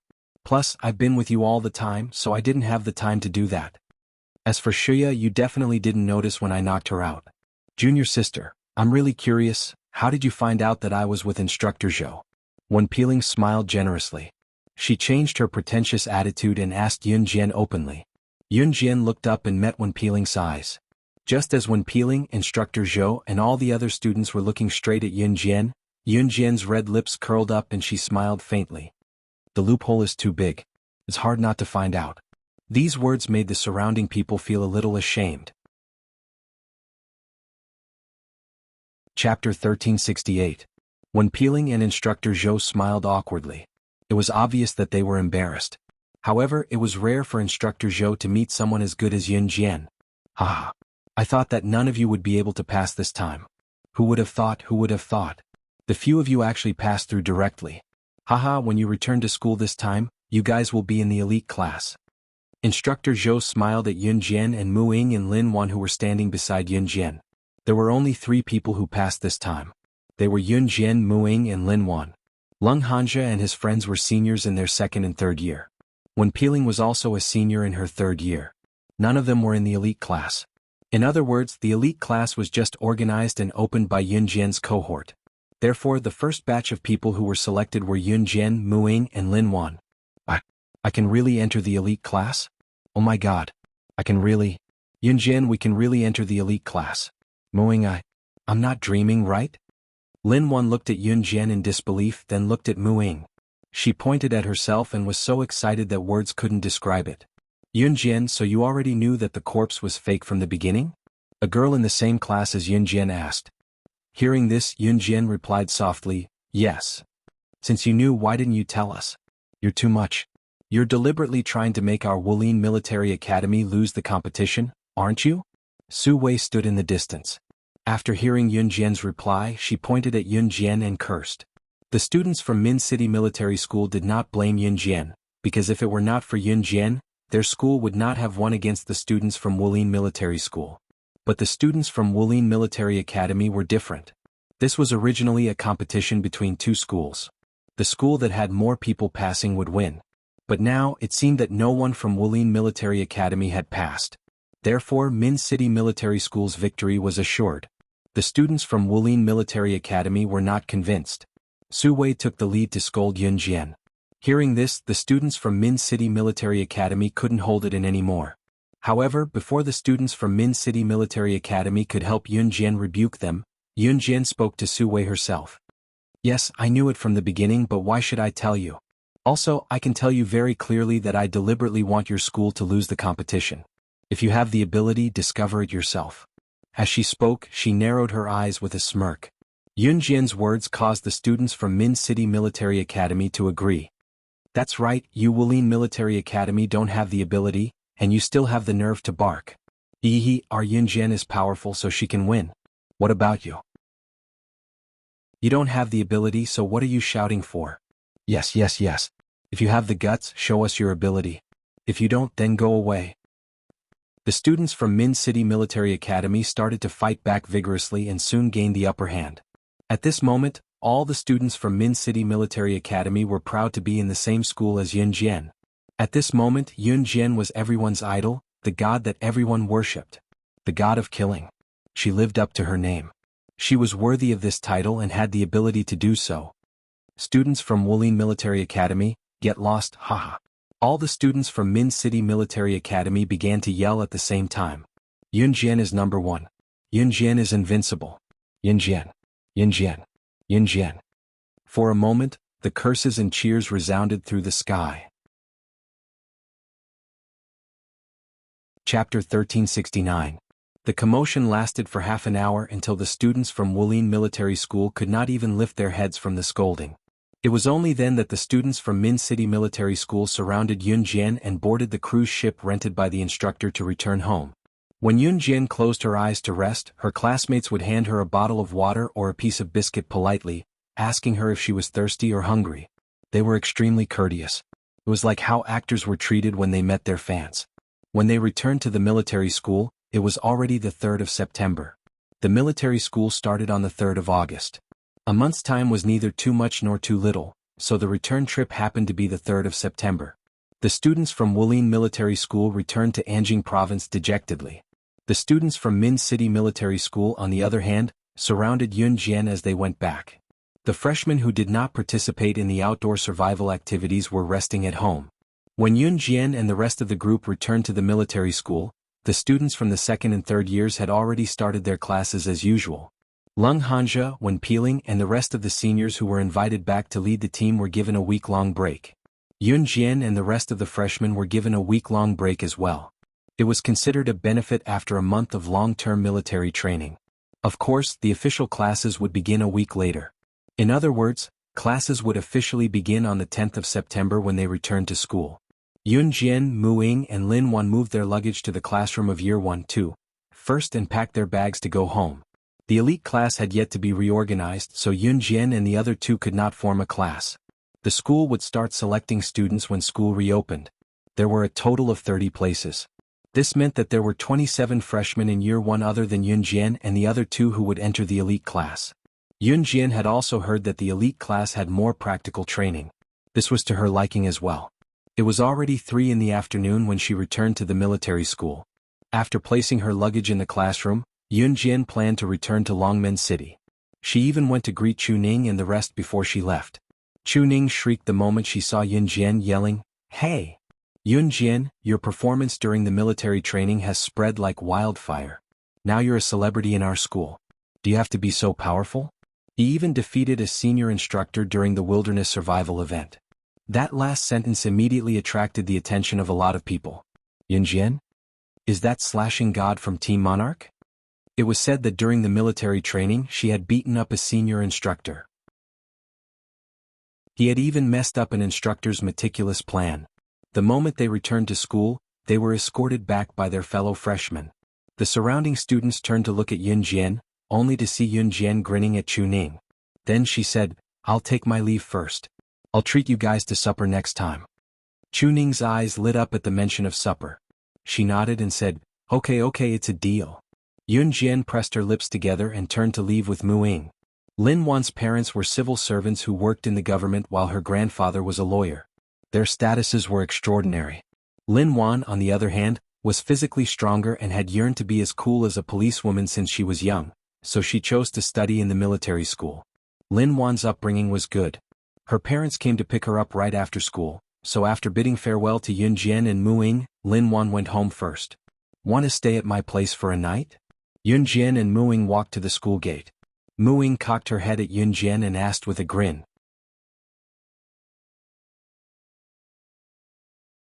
Chapter 1370. After all, they had not seen each other for years. Yunjian had agreed to Mu Ying's invitation immediately. When they were on the uninhabited island, Muing had invited Yunjian back to the Amazon forest for a stroll and Yunjian had agreed. Therefore, Muing and Yunjian had brought up the topic when they walked to the school gate together. "Yunjian, let's go back to the Amazon forest together tomorrow?" Muing asked. Muing and Yunjian were never joking. When they were on the uninhabited island, Muing and Yunjian's conversation was very normal, but it was treated as a joke. However, even if there was no one around, their conversation would still be the same and would not change. It was just that their conversation was overheard by their classmates passing by and they could not help turning to look at them. Could it be that these two beautiful girls were fools? Yunjian and Muing were not bothered. Yunjian replied Muing immediately, "See you the day after tomorrow in Longmen City. I'm going home. I haven't been back for a month." Muing nodded at Yunjian's reply. Yunjian had already called Qin Yiru to tell her that she would not be going home tonight but tomorrow. Ying. Just as both of them walked out of the school gate and were about to turn into a fork in the road, Lung Hanja's loud shout came from behind them. Yunjian and Muing did not even have to turn around to imagine Lung Hanja's current state. "Why are you following me?" Muing only asked softly when Lung Hanja ran up to Muing. I'm worried about you guys, so I'm sending you home." Lung Hanja could not find a reason, so he came up with a random excuse. Yunjian could tell how fake it was right away, but no one pointed it out. "Up to you," Muing said softly. Then she walked side by side with Yunjian, tacitly agreeing that Lung Hanja was following her. Lung Hanja was happy to see this. His Ying could finally let him follow her. He was already very satisfied with this. The Mu family was Mu Ying's family. Unlike outsiders, the Mu family lived together as a whole family. At the same time, the Mu family lived in an extremely luxurious villa. Mu Ying's grandparents were still in charge of the Mu family. Mu Ying's grandparents and uncles, as long as they were male relatives who lived in the main house with her, were all soldiers. Among them, Mu Ying's grandfather held the highest position. Mu Ying was truly the second generation of the military. Mu Ying's grandparents had 3 sons, all of whom were soldiers. Mu Ying was the daughter of the second son's family. She had a biological brother above her. They were both soldiers and their status was not low. After Mu Ying brought Yunjian home, Lung Hanja followed her in. Mu Ying's aunt stood in the middle of the villa. Mu Ying's aunt Madame Yang had always been at odds with Mu Ying. When Madame Yang saw Mu Ying bringing Yun Jian home, she was about to scold her when she saw Leng Hanja. Leng Hanja was the son of the Mu family. His status was even higher than the Mu family. Not only was he the second generation of an official, he was also the second generation of a rich family. Ah, Hanja is here? Quick, come in. The moment she saw Leng Hanja, Mu Ying's aunt Madame Yang ran over. Look who's here. Your brother Hanja is here. Hurry up and come down. This was Madame Yang's ultimate goal. Madame Yang shouted up the stairs. Not long after, Madame Yang's daughter Mu Ro ran down the stairs. Yun Jian and Mu Ying were standing not far away from Leng Hanja. Madame Yang pulled her daughter Mu Ro over and pushed Mu Ying aside. She then looked coldly at Yun Jian before asking Leng Hanja about his well-being. Chapter 1371. As Madame Yang spoke, she couldn't help but push her daughter, trying to get her daughter to lean against Leng Hanja. Leng Hanja's status in the family was not something the Mu family could compare to. Although the Leng family and the Mu family had been friends for generations, the Leng family was not only stronger than the Mu family in terms of military power, but more importantly, the Leng family was also involved in the legal business and developed rapidly in business. Their legal business influence was even well known in country Z. Madame Yang wasn't a fool. She understood and desperately wanted her daughter to get close to Leng Hanja, this treasure mountain.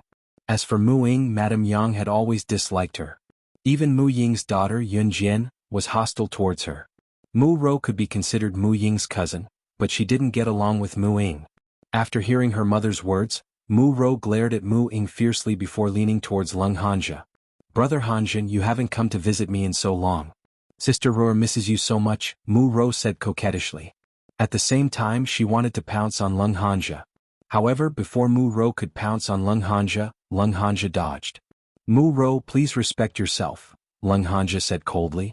Only when he was facing Mu Ying would his expression change. Mu Ro stood there awkwardly.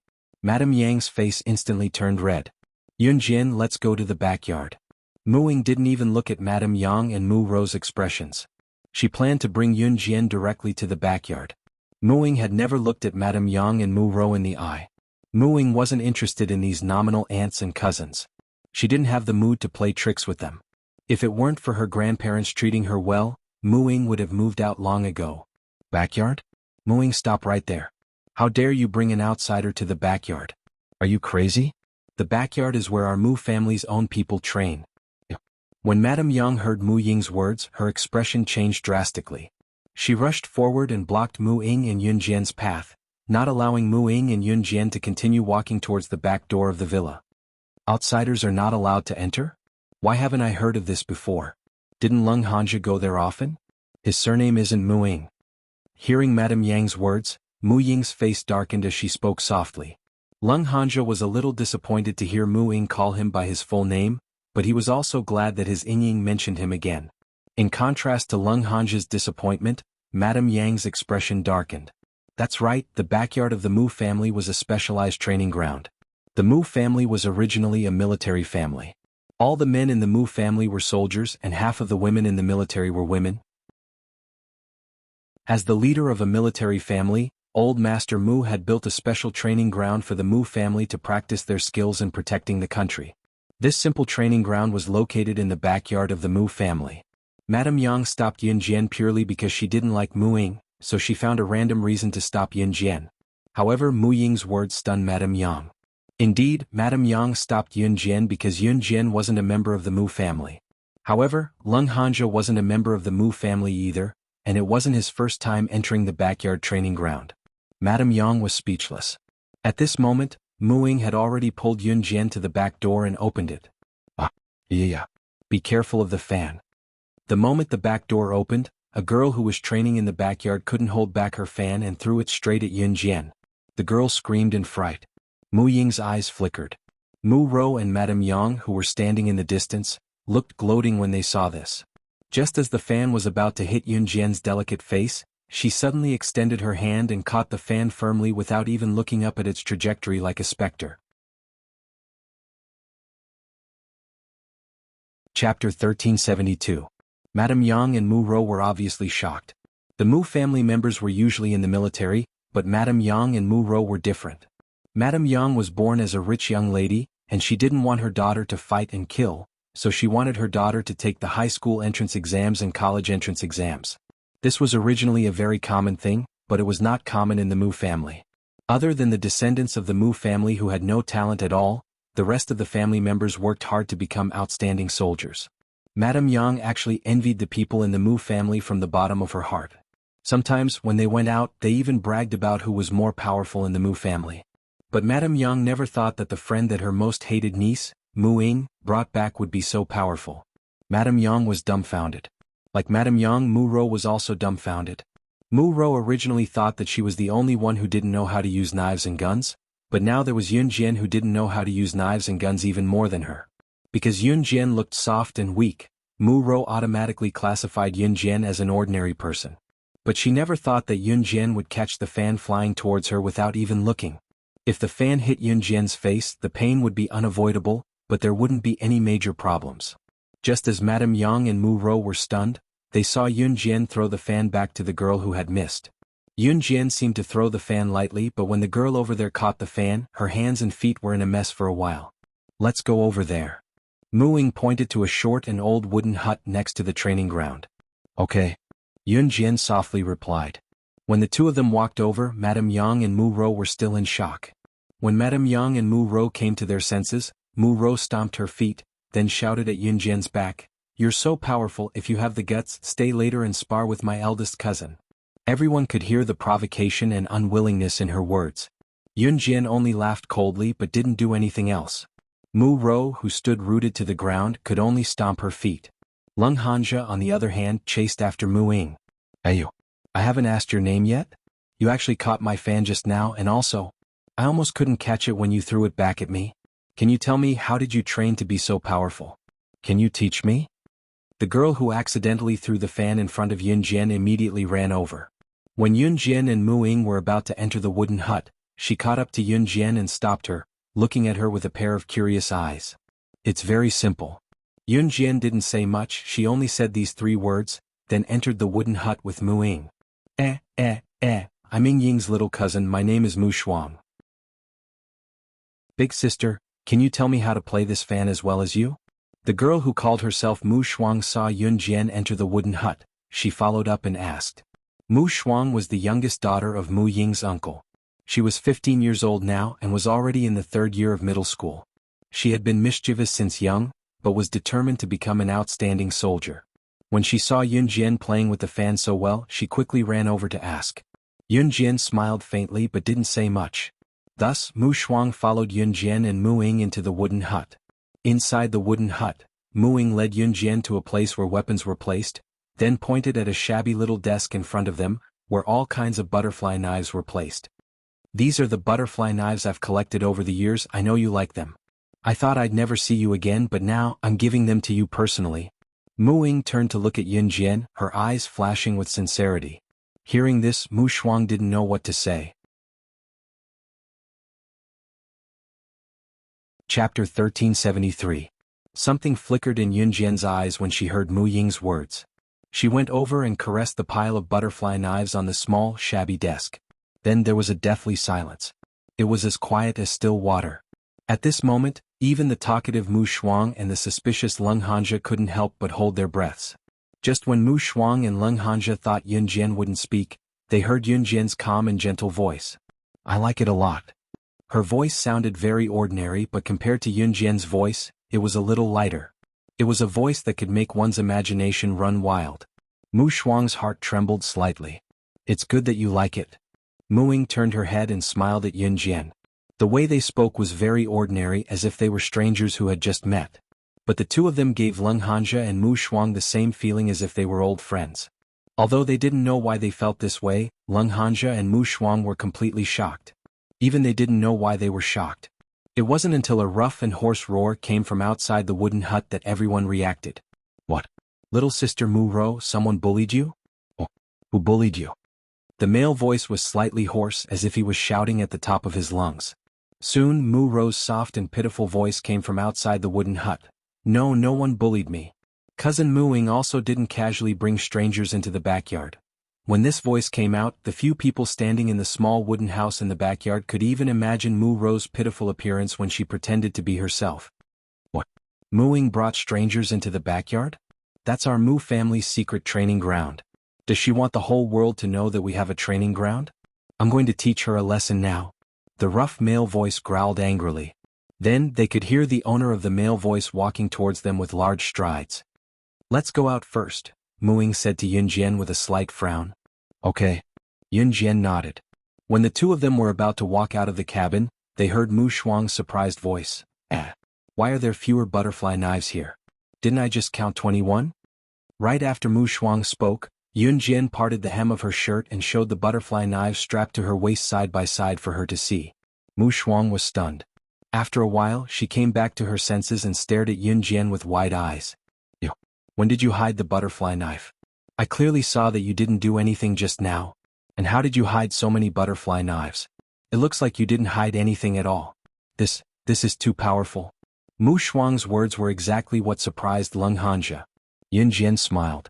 She didn't say anything and walked out of the cabin with Mu Ying. After Yunjian and Mu Ying walked out of the cabin, they saw the owner of the rough voice standing in front of them. This person was about 20 years old. He was wearing a military uniform and looked quite handsome. Seeing an unfamiliar girl standing beside Mu Ying, the man in military uniform frowned. Mu Ro was standing beside him. After the man frowned, he turned to look at Yunjian. He shouted at Mu Ying angrily, "Mu Ying, are you the one who brought this stranger into our backyard?" As he spoke, the man clenched his fists, causing them to emit cracking sounds as he spoke in a dignified manner. Chapter 1374. This man was Mu Shuang's biological older brother and also the biological son of Mu Ying's uncle. His name was Mu Rui. He was 28 years old and served as a special forces soldier in the army. Although Mu Rui was Mu Shuang's biological older brother, for some reason he doted on his cousin Mu Ro. In the past, whenever Mu Ro was bullied, he would act as if he had heard something terrible and rush up to protect Mu Ro. It was the same today. When Mu Ro said such a sentence in front of Mu Rui shouted at Mu Ying in a hoarse voice. Mu Ying brought Yunjian out not because she wanted to deal with Mu Rui. "Yunjian, I'll pack the remaining butterfly knives for you when you go home. Let's go to my room now," Mu Ying said as she led Yunjian around Mu Rui. Mu Rui saw this. Because his biological younger sister, Mu Shuang, grabbed his arm and told him not to make things difficult for Yunjian, he had already planned to stop. Just as he thought this, he heard Mu Ro cry softly to Madame Yang, "I don't have a biological older brother. You all have biological older brothers. Mom, why don't you give birth to a biological older brother for me?" Mu Ying was the daughter of the eldest son, second son, and third son of the Mu family. The second son and third son of the Mu family each had a boy and a girl. Only the eldest son had a girl. Mu Ying also had a biological older brother, but he didn't come back today. Mu Ro's cries were too much for the people present, especially Mu Rui. He was closer to Mu Ro. When he heard Mu Ro's words, he immediately stood in front of Yunjian and Mu Ying. "Mu Ying, how did you bully younger sister Mu Ro just now? Or did you say that this friend of yours bullied younger sister Mu Ro? Hurry up and apologize," Mu Rui said as he clenched his fist. Seeing her brother, Mu Rui, bullying Mu Ying and Yunjian, and knowing that her brother was very strong, Mu Shuang quickly ran away. She ran away, but she didn't really run away. Instead, she went to call for help. Seeing that Mu Rui stood up for her, Mu Ro, who was standing behind Mu Rui, sneered at Mu Ying and Yunjian from an angle that Mu Rui couldn't see. Mu Rui was a Special Forces soldier, and a National Key Special Forces soldier. He was very strong, more powerful than the average Advanced Special Forces soldier, and was protected by the country. At the same time, Mu Rui would be qualified to represent Country Z and enter the hunting school in half a year's time. The number of Special Forces soldiers in Country Z who could enter the hunting school could be counted on one hand, but it was also the lifelong wish of countless Special Forces soldiers. To be selected as a candidate to enter the hunting school, there was no doubt that Mu Rui was very strong. After all, for a place like the hunting school, the death rate was extremely high if an ordinary person entered. There, the elimination rate could sometimes be as high as 80%. It was the world's most famous devil training base. This also fully explained Mu Rui's strength. "Brother Mu Rui, this girl has some skills. Why don't you guys have a one-on-one fight? Let her see how strong you are." Mu Ro stopped pretending to cry. She looked up at Yun Jian and said to Mu Rue smugly. After saying that, Mu Ro even bragged to Yun Jian, "My brother Mu Rue is a special forces soldier who is about to represent the country and enter the hunting school." "Do you know about the hunting school? It's the internationally famous special forces training base." There was an indescribable sense of bragging in her words. Hearing Mu Ro's words, Yun Jian narrowed her eyes slightly. Mu Rue also raised his head slightly under Mu Ro's bragging, feeling a little proud. He was only 28 years old and already qualified to enter the hunting school. This was unheard of in the entire country Z. However, the special forces soldiers who were qualified to enter the hunting school were generally not younger than 40 years old. Just as Mu Rue was feeling proud, Yun Jian smiled and said, "What a coincidence. I'm going to the hunting school too." It would have been better if Yun Jian did not say anything. Once she said that, Mu Ro and Mu Rue were dumbfounded. What? Yun Jian was going to the hunting school too? She could go too? How old was she? She was at most 17 years old. Chapter 1375. The hunting school is not a place that young people like you can go to whenever you want. Moreover, you have to sign a life and death agreement before entering the hunting school. Do you know what a life and death agreement is?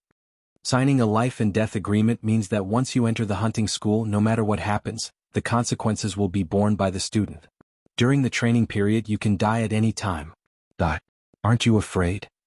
When Mu Rue came back to his senses, he obviously did not believe what Yun Jian said. For a moment, he forgot what he said earlier and spoke to Yun Jian in a very agitated tone. To be able to enter and graduate from the hunting school was a great honor in the eyes of the special forces from various countries. Mu Rue was also proud to be qualified to enter the hunting school. However, now that a young girl suddenly stood in front of him and told him that she wanted to go to the hunting school, other than not believing it, Mu Rue was extremely displeased that Yun Jian used something that was a great honor in his eyes to fool around. Therefore, when he spoke to Yun Jian, Mu Rue's tone was rather agitated and had a hint of disgust towards Yun Jian. Mu Rue said so much because he wanted Yun Jian to back off and recognize herself. The hunting school was not a place that anyone could enter just because they wanted to. Not everyone could enter just because they felt that they were qualified. Just when Mu Rue thought that the life and death agreement he mentioned would scare Yun Jian into backing off, he saw Yun Jian curl her lips into a faint smile. In the next second, she stopped smiling and raised her cold eyes. "I know everything about the hunting school better than you do. As for the life and death agreement, if you want to use your strength to defy the heavens and disregard life and death, you don't deserve to say that." Yun Jian's voice was not loud, but it was so clear that Mu Rue and everyone around felt that her voice was extremely loud. Everyone around them was stupefied by Yun Jian's words. "Don't make it sound like you've really been to the hunting school. You're just a little kid in your teens. You really know so much. If you have the ability." At this time, Mu Rue dropped her soft and weak disguise. She was interrupted halfway through her words. "Ah. This little girl's words were quite interesting. I love it." An old man in his 70s wearing a military uniform walked over from afar. There were several people behind the old man, all of whom were dressed in military uniforms. At this moment, Mu Shuang, who had just run out, was holding Grandpa Shin's hand and walking over. Needless to say, he was Mu Ying's grandfather, Grandpa Mu. "Grandpa, look at my brother. He only knows how to bully people." Mu Shuang grabbed Grandpa Mu's hand and shook it. Then she pointed at Mu Rue and said to Grandpa Mu, "Ha ha. Little girl, you said that you know more about the hunting school than my grandson, Rue. Then have you been to the hunting school?" Grandpa Mu smiled kindly at Mu Shuang. Then he turned his eyes to Yun Jian and laughed. Mu Rue could be considered as Grandpa Mu's grandson. Yun Jian narrowed her eyes. Grandpa Mu was not as simple as he seemed. "Yes." Yun Jian made a muffled sound from her throat. "Little girl, standing in front of you is Grandpa Mu, one of the first batch of special forces to be sent to the hunting school to further his studies. He is the only one in that batch who successfully graduated from the hunting school. He is also the first student to graduate from the hunting school in our country. Even the principal of the hunting school, Chans, keeps in touch with Grandpa Mu." One of the people standing behind Grandpa Mu said loudly to Yun Jian. His words were full of pride and bragging. Even Grandpa Mu was affected by the atmosphere and felt a trace of pride in his heart. However, at this moment Yun Jian, who was standing in front of everyone, suddenly smiled and looked straight at Grandpa Mu. She said calmly. Chapter 1376. Chans was the principal of the hunting school. Hearing Yunjian's words, old Master Mu and the people standing behind him were all stunned. Even Mu Rui gasped. How dare Yunjian talk about the principal of the hunting school like that? Did she know what she was saying? After they came back to their senses, Mu Rou and Mrs. Yang stood at a distance. Mu Rou questioned Yunjian. Are you out of your mind to show off? How dare you talk about Principal Chan's like that? Even my grandpa is respectful to Principal Chan's. Who do you think you are? How dare you talk about Principal Chan's like that?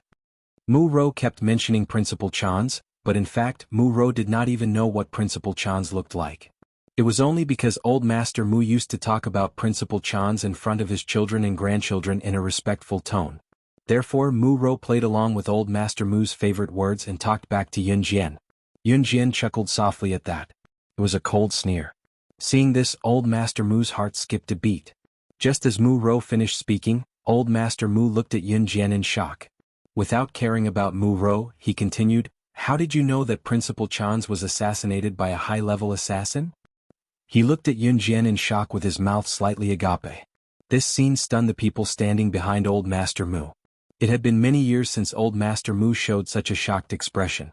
And most importantly, the rude words that the little girl had just said were actually the truth? Is it that hard to find out? Yunjian glanced sideways at old Master Mu. She pursed her lips slightly and smiled. If old Master Mu only treated Yunjian as an interesting child at the beginning, he had to look at her seriously now. To the average person it was very difficult to find out about this. However, to the people in the underworld and the industry, this was not a secret at all. It was the first time that Grandpa Mu had met a little girl whom he could not see through. He narrowed his eyes. Grandpa Mu suddenly burst into laughter to ease the awkwardness. Haha, you little girl, interesting. It was really too interesting. That's right, Principal Chan's was indeed assassinated by a group of high-level assassins some time ago. I didn't expect a junior like you to know about this. Old Master Mu did not plan to get to the bottom of Yunjian's story in front of everyone. He even changed the way he addressed Yunjian from a little girl to a little girl. If it had been anyone else present, they would have asked Yunjian everything. However, Grandpa Mu was already in his 70s. At his age he had experienced a lot. Naturally, he understood that the more mysterious something was, the more it was best not to get to the bottom of it. He wouldn't do anything that would bring trouble to himself. Grandpa Mu's words made Mu Rou feel ashamed. After all, Mu Rou was the first one who stood out to refute Yunjian. Mu Rui didn't expect that Yunjian would know so much about something that even he didn't know. For the first time he felt that he had met his match. And the other party was a girl who was not even 18 years old yet. Little girl, you're so interesting. You must stay with us for a few more days. I heard that the military academy has a 7-day break, right? Why don't you stay with us for the next few days? Grandpa Mu tried to persuade Yunjian to stay. It was a very ordinary way to persuade someone to stay. However, when it came from Grandpa Mu's mouth, the meaning was very different. Grandpa Mu had a great military record when he was young. He was even a general. Even though he had retired now, he was still very prestigious. Most importantly, those who could be invited by Grandpa Mu to stay were either elites with amazing military records or famous military talents. However, it was the first time he had seen someone invite a teenage girl in such a solemn tone. Therefore, everyone around was surprised, especially those standing behind Grandpa Mu. Chapter 1377. Yunjian's rejection was straightforward, leaving no room for negotiation. Yunjian's rejection left everyone dumbfounded. Even old Master Mu himself was a little surprised. In the past, people could not wait to curry favor with him. But today he personally invited Yunjian, but Yunjian turned him down on the spot. This was something that had never happened before. Slightly shocked, old Master Mu swallowed his saliva. Then he swallowed and said to Yunjian, "Little girl, you must come to my house when you're free." Okay. Yunjian nodded this time. Muing was at the Mu family's house, so she would definitely come over. "Yunjian, let's go." Muing pulled Yunjian's hand and walked towards her room in the villa. After taking 2 steps, Muing thought of Lung Hanja again. She turned to look at Lung Hanja expressionlessly and said to him, "You can leave first." After that, she went to Yunjian's room with her. Old Master Mu and the others who were standing on the training ground were totally ignored. Fortunately, old Master Mu knew Muing well. As Mu Ying's friend, Yunjian must be the same. "Let's go. Let's go." Old Master Mu smiled awkwardly and then left with his people. Mu Rou, who was standing at the same spot, stomped her feet. Madame Yang pressed her shoulder. Seeing that Mu Rui had left, Mu Ro said to Mrs. Yang angrily, "Mom, I'm so angry." Don't worry. Humph, I don't believe that I can't handle these two girls." Mrs. Yang snorted and comforted her daughter. She looked at Yun Jian and Mu Ying's figures and wondered why she was so angry. Yun Jian and Mu Ying had just taken 2 steps when a sweet girl's voice came from behind. "Sister Mu Ying, wait for me." As soon as she said that, Yun Jian caught sight of a small figure hugging Yun Jian and Mu Ying's shoulders. Yun Jian did not avoid it. It was Mu Shuang. Mu Shuang and Mu Ying were very close. She also liked Yun Jian. "I was the one who called Grandpa here just now. I was afraid that Auntie and the others would trick my brother to bully you guys together." Mu Shuang stood between Yun Jian and Mu Ying happily as she hugged both of their shoulders. Mu Shuang was only 1 year younger than Yun Jian's current body. Her actual age was 2 years younger. However, Mu Shuang gave people the feeling that she was a little sister who should be protected. Even Mu Ying, who had a cold personality, could not help but reach out and rub Mu Shuang's head. She said softly, "Good girl." Mu Shuang lowered her head shyly. Then she turned to Yun Jian and asked, "Sister, can I sleep with you and Sister Mu Ying tonight?" "Up to you." Yun Jian threw her 2 simple words. "Yeah, that's great. I'll go get my blanket." Mu Shuang ran to her room energetically. The Mu family had dinner together as a family. Other than Madame Yang and Mu Ro, everyone else was especially friendly to Yun Jian. Before going to bed, Mu Ying's current mother, Tian Fangfang, deliberately changed the bedsheets and quilts. She even asked Yun Jian if she was not used to it and told her to tell her everything. She was extremely polite. 1:30 a.m. Yun Jian, Mu Ying, and Mu Shuang were lying on the bed. They were not asleep and were still chatting. Although they were chatting, it was actually Mu Shuang who was talking the whole time. "Sisters, I feel that you're both amazing. You're my role models," Mu Shuang said a lot. Just as she was about to say something, Yun Jian suddenly covered her mouth. In the dark, she saw Yun Jian make a shushing gesture. Mu Shuang immediately shut her mouth. Just as she shut her mouth, she heard a sound from the corridor outside. It was so soft that if one did not listen carefully, one would not be able to hear it at all. "Mom, are they really asleep?" "They must be asleep. I saw them lying on the bed to rest at 9:30 a.m. How could they not be asleep now? It's been almost 4 hours. Be quiet. Don't let anyone hear you."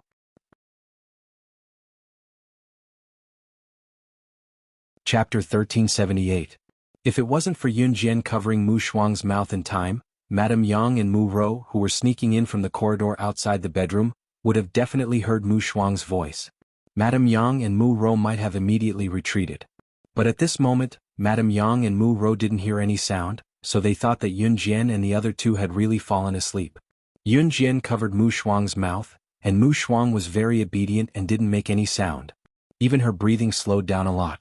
Then about 30 seconds passed outside the corridor, but there was no sound of Madame Yang and Mu Ro's voices. Yun Jian narrowed her eyes slightly. She knew that Madame Yang and Mu Ro must have their ears pressed against the bedroom door to check if the 3 of them were really asleep. Mu Shuang blinked. Although she didn't know what the situation was, she was willing to follow Yun Jian's instructions. 30 seconds later, Madame Yang, who was leaning against the bedroom door, finally confirmed that Yun Jian and the other 2 were really asleep. Thus, Madame Yang's voice sounded again. "Later, after I use the knockout powder to knock them out, you guys quickly sneak in and get it over with quickly. Remember, after this, you have to pretend that this place was stolen by thieves. Those 3 women were just an accident during your theft." Madame Yang used a low voice to speak to the people in the shadows. Her voice was very soft, so soft that Mu Shuang couldn't hear it at all. However, Yun Jian could clearly hear every word that Madame Yang said. Mu Ying could also hear every word that Madame Yang, who was standing in the corridor at this moment, said. "Mom, hurry up. I already can't wait to see the 3 of them fall from grace." Especially Mu Ying, who told her to pretend to be cold and aloof all the time. "I want to see if Brother Hanja still wants her after he finds out that she has lost her virginity. Brother Hanja is mine. No one can steal it." After a while, Mu Ro's voice could be heard. The more she spoke, the more excited she became.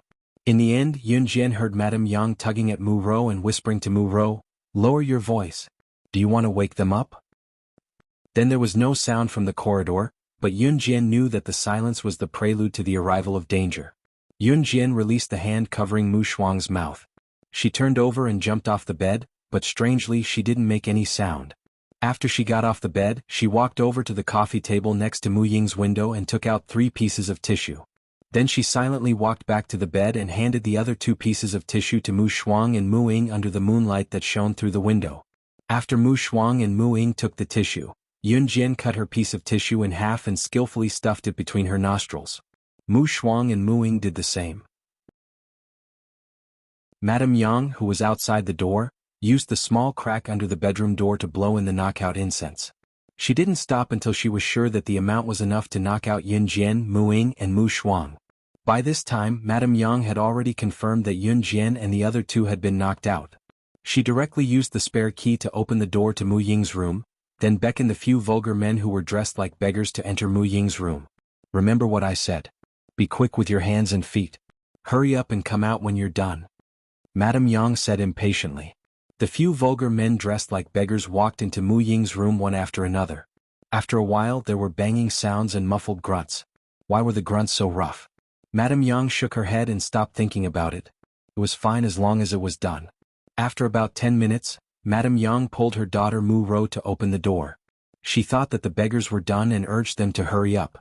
However, the moment she opened the door, Madame Yang felt a dark shadow suddenly strike her neck and she fainted.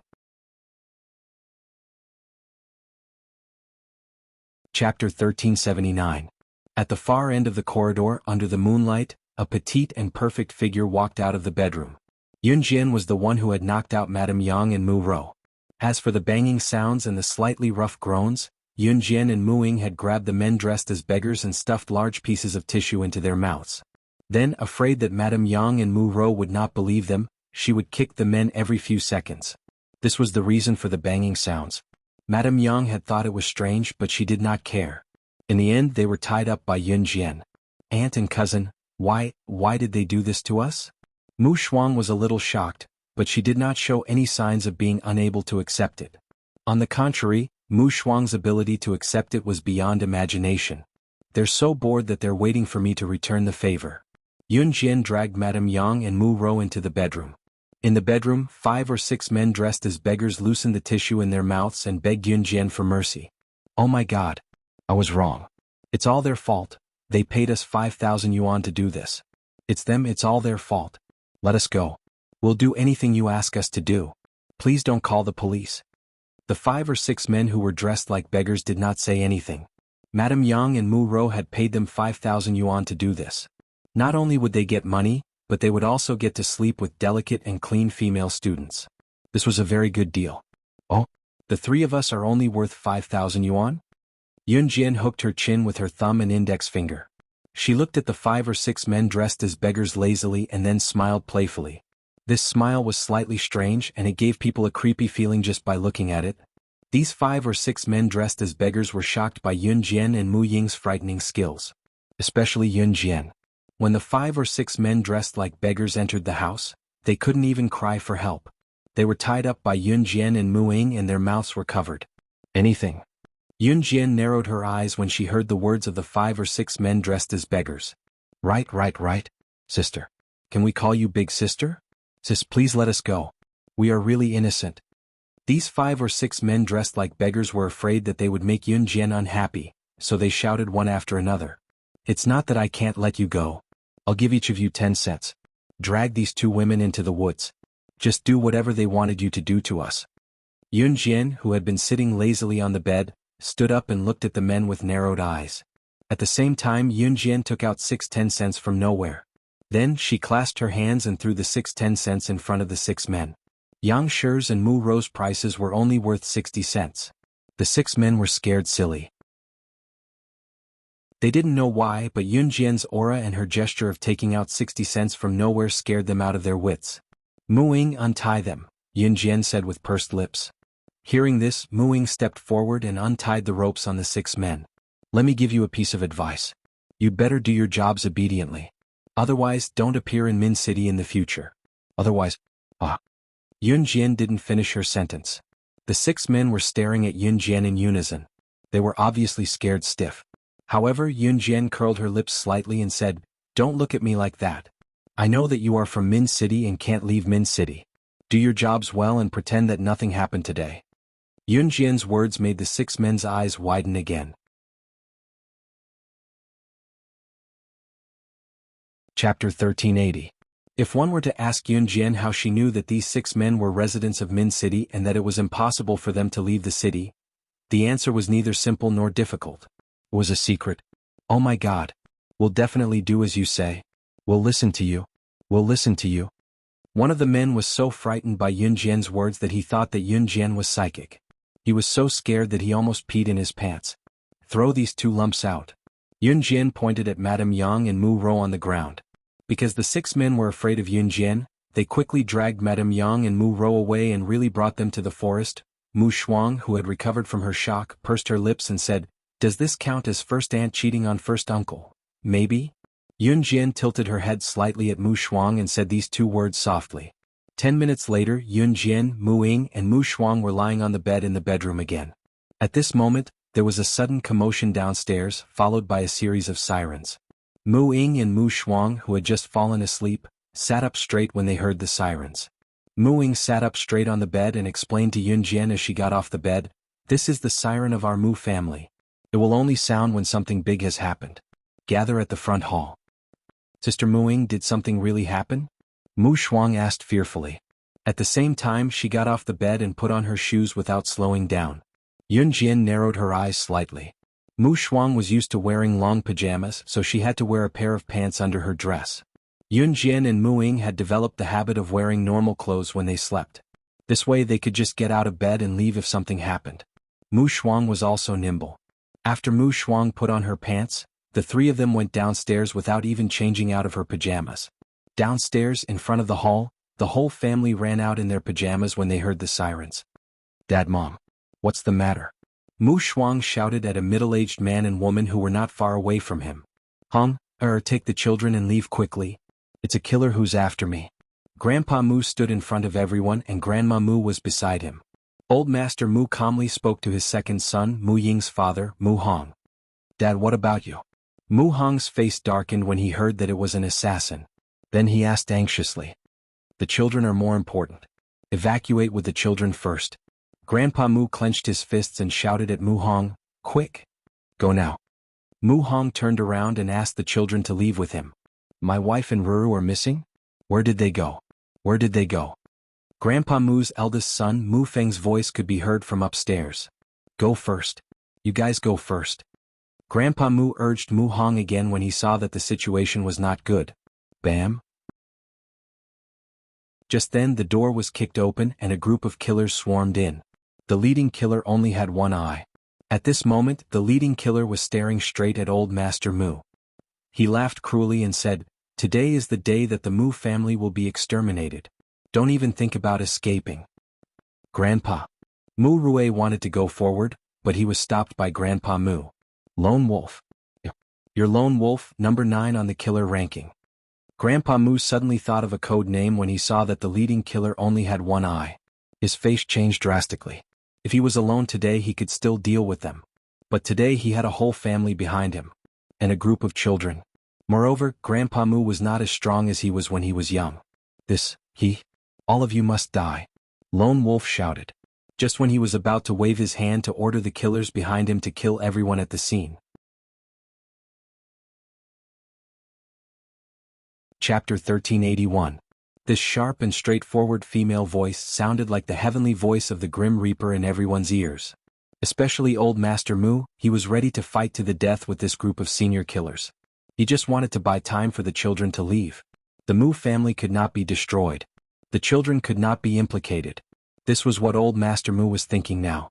For him, as long as he could watch the children grow up healthily, it would be the hope of his life. He could die but the children couldn't. They still had a bright future ahead of them. However, old Master Mu did not expect that this female voice would be heard in an instant and reach everyone's ears without any warning. More importantly, the sharp and straightforward female voice belonged to Yun Jian. This mysterious and amazing girl. "Ying, tell your friend to stop talking. Dad will take you away." Everyone in the Mu family was shocked, especially Mu Hong. He hurriedly said to Mu Ying, trying to get Mu Ying to stop Yun Jian from talking nonsense. Mu Hong didn't mean anything else. He just felt that if Yun Jian said something else she would attract the attention of this group of senior killers in front of them. Yun Jian was a friend that their daughter, Mu Ying, had brought home as a guest in the first place. Yun Jian was the most innocent. If something really happened to Yun Jian in their house, even Mu Hong would feel bad about it. Not to mention Old Master Mu. Old Master Mu was a frank soldier, although he had been retired for many years.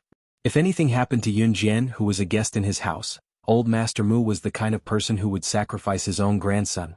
They had to save Yun Jian's righteousness first. Seeing that Lone Wolf and the other senior killers were stunned after hearing Yun Jian's words, Old Master Mu hurriedly urged his second son, Mu Hong, and Mu Hong's wife Tian Fangfang, to take the children away first. Hong, go quickly. Grandpa Mu takes out a foldable military knife from his pocket and stands in front of everyone. He is the first to confront Lone Wolf and the other senior killers. Kids, come with us. Tian Fangfang ran over and grabbed Yun Jian and Mu Ying's hands. She was about to leave through the back door of the villa. Mu Ying had a biological brother who was not at home at the moment. Tian Fangfang ran over and grabbed Yun Jian and Mu Ying's hands, intending to evacuate as soon as possible. However, when she tugged at her daughter Mu Ying and Yun Jian's hands, she realized that the two of them did not turn around with her at all. Yun Jian let go of Tian Fangfang's hand that was holding her gently and took 2 steps toward Lone Wolf before going around Old Mu to stand in front of the crowd, her sharp gaze meeting Lone Wolf's. When Lone Wolf heard Yun Jian's words just now, he was completely stunned. At this moment, seeing Yun Jian walking towards him, Lone Wolf narrowed his eyes and asked, "Who are you?"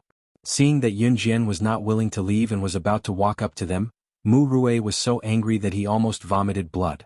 "Yun Jian, are you crazy? They are killers. What do you want to do?" Mu Rui clenched his teeth and glared at Yun Jian.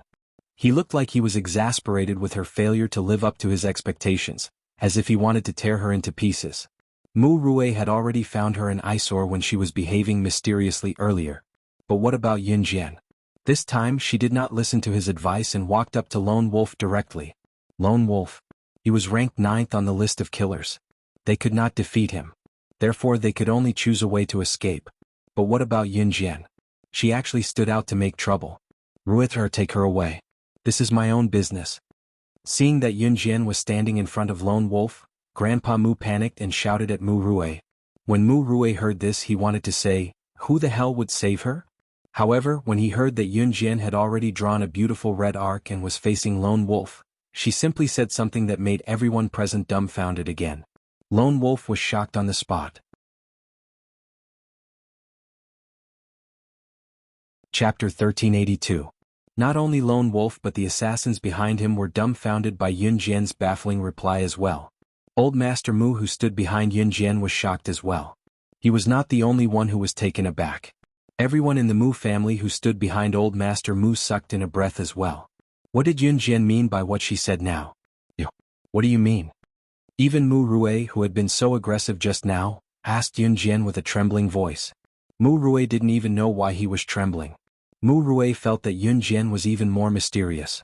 From the moment he saw Yun Jian, he felt that this little girl was covered with a veil, making her unfathomable. However, Mu Rui didn't like others to be more mysterious than him, so he denied Yun Jian from the beginning.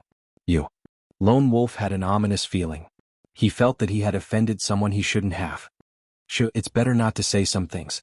Otherwise you might lose your life. Yun Jian curled her lips and said with a faint smile. Old Master Mu and the rest of the Mu family behind him didn't know that Lone Wolf was a member of the kosher mercenaries. They only knew that Lone Wolf was the 9th assassin on the international assassin list. At the same time, the only thing Old Master Mu knew was that Lone Wolf must have an organization. And Yun Jian's words. Was she talking about Lone Wolf's organization? And Yun Jian's words meant. Old Master Mu's eyes suddenly widened. He looked at Yun Jian, who was standing in front of him and the rest of the Mu family, and looking at Lone Wolf's group of assassins in disbelief. Was she the one who had control of Lone Wolf's organization? No. That was impossible. How old was she?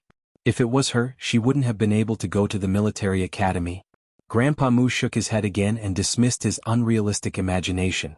After hearing Yun Jian's words, Lone Wolf pondered deeply. He had already guessed what Yun Jian's words meant. Could it be that she was? However, Yun Jian interrupted Lone Wolf's you.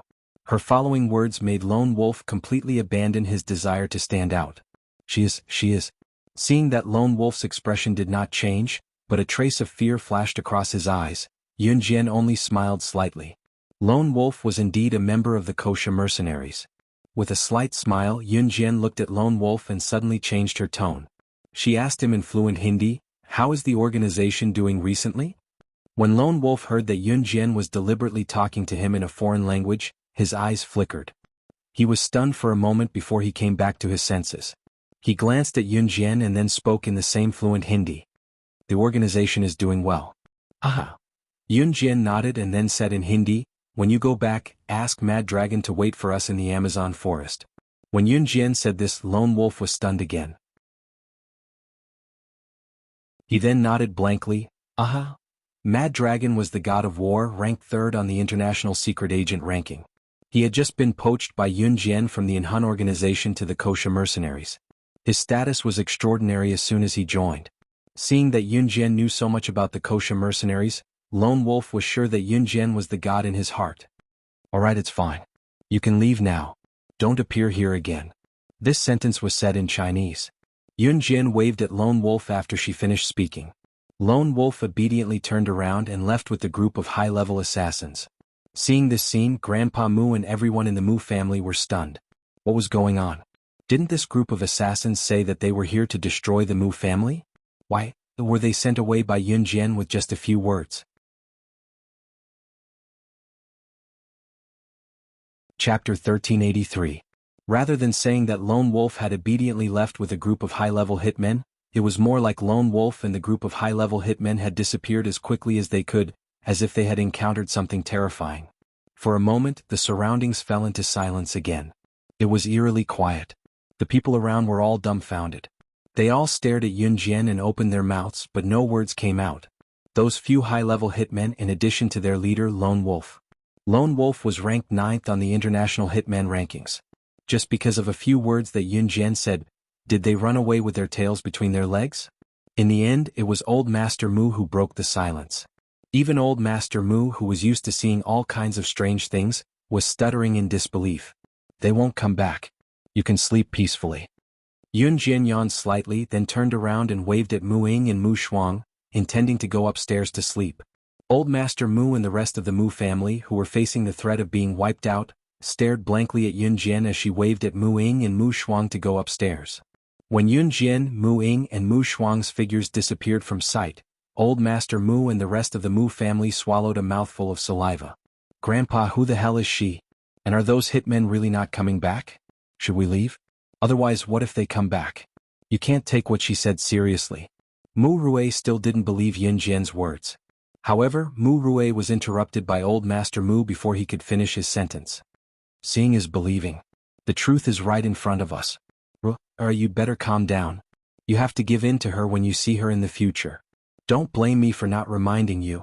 If it wasn't because of something special about her, those hitmen would never have left." That's Lone Wolf, ranked 9th on the international hitmen list. Do you think this is a joke? It's not that grandfather is exaggerating.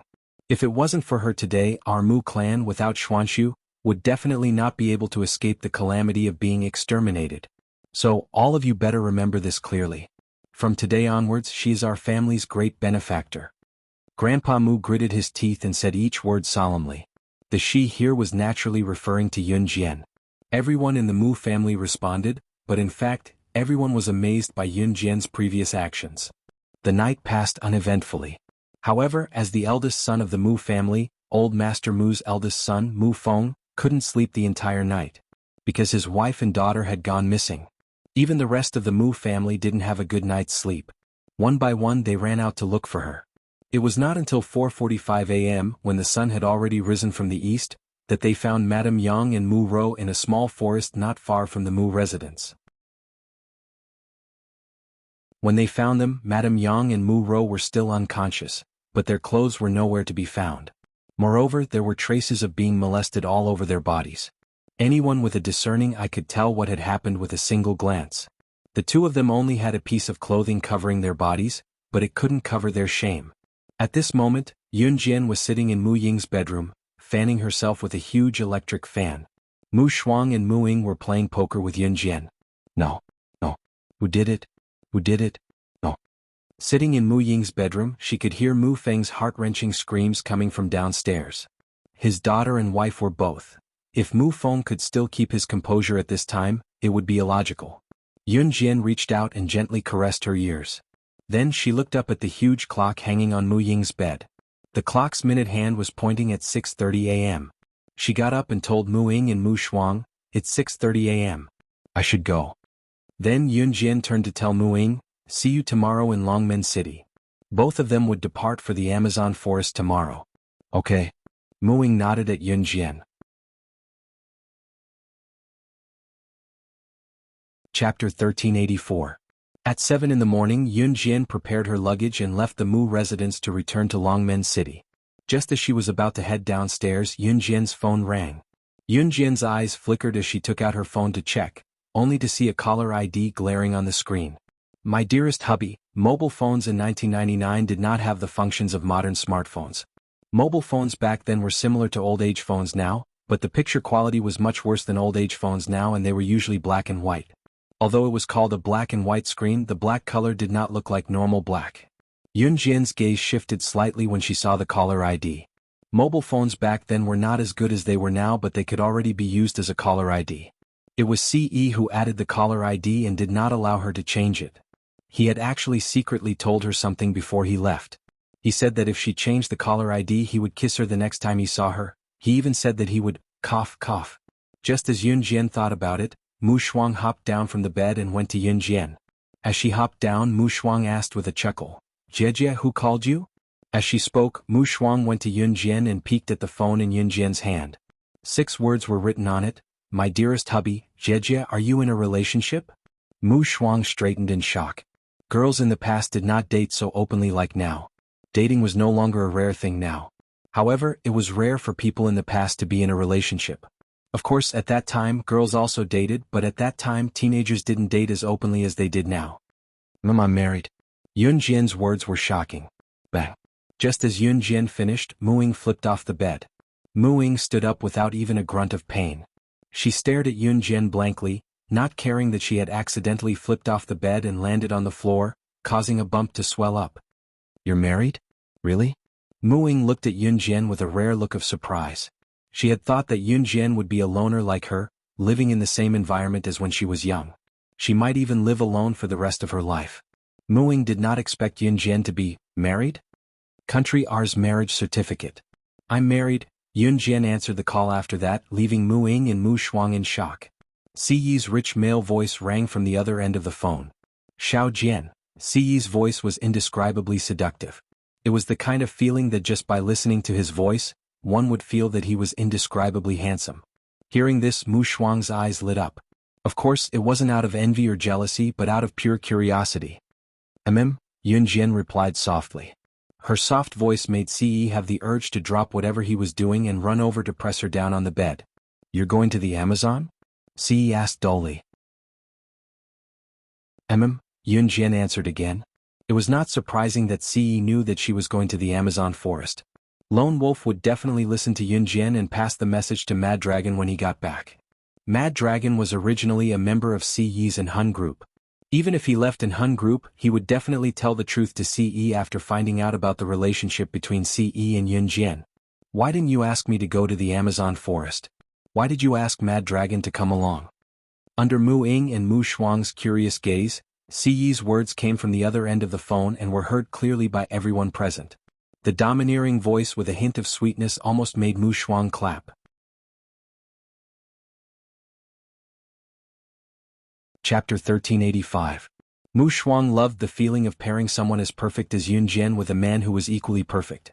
She did not say a word, but her hands were already clasped together like she was a witness who was about to witness the birth of a perfect couple. For some reason, Yun Jian detected a hint of hostility in Ce's words when she heard Ce's words. It was the kind of strong and possessive smell of gunpowder. It was similar to the gunpowder left behind from a rocket launcher she used to play with.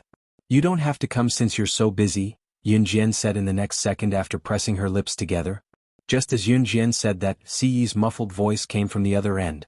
"Xiao Jin, you're being naughty again when I'm not around these few days? I'll teach you a lesson when I get back." The word, "take care of," didn't sound like a normal way of taking care of someone.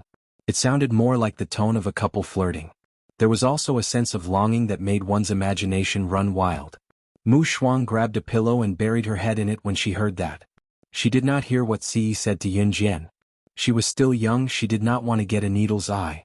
Yunjian's cheeks were obviously flushed. After the silence she continued, I'm going back to Longmen City now. Talk to you later. Okay, Si replied with a muffled reply. Yunjian's cheeks were slightly flushed. This made Muing a little surprised. It was obvious that Si was not satisfied on the other end. When Yunjian was about to hang up, she suddenly told Si, I'll wait for you to come back. After that, she hung up the phone and stood up. Wow, sister and sister's husband have such a good relationship. Mu Shuang, who had buried her head in the pillow, raised her head and clapped, blinking her eyes mischievously. Yunjian didn't have the strength to defend herself at all.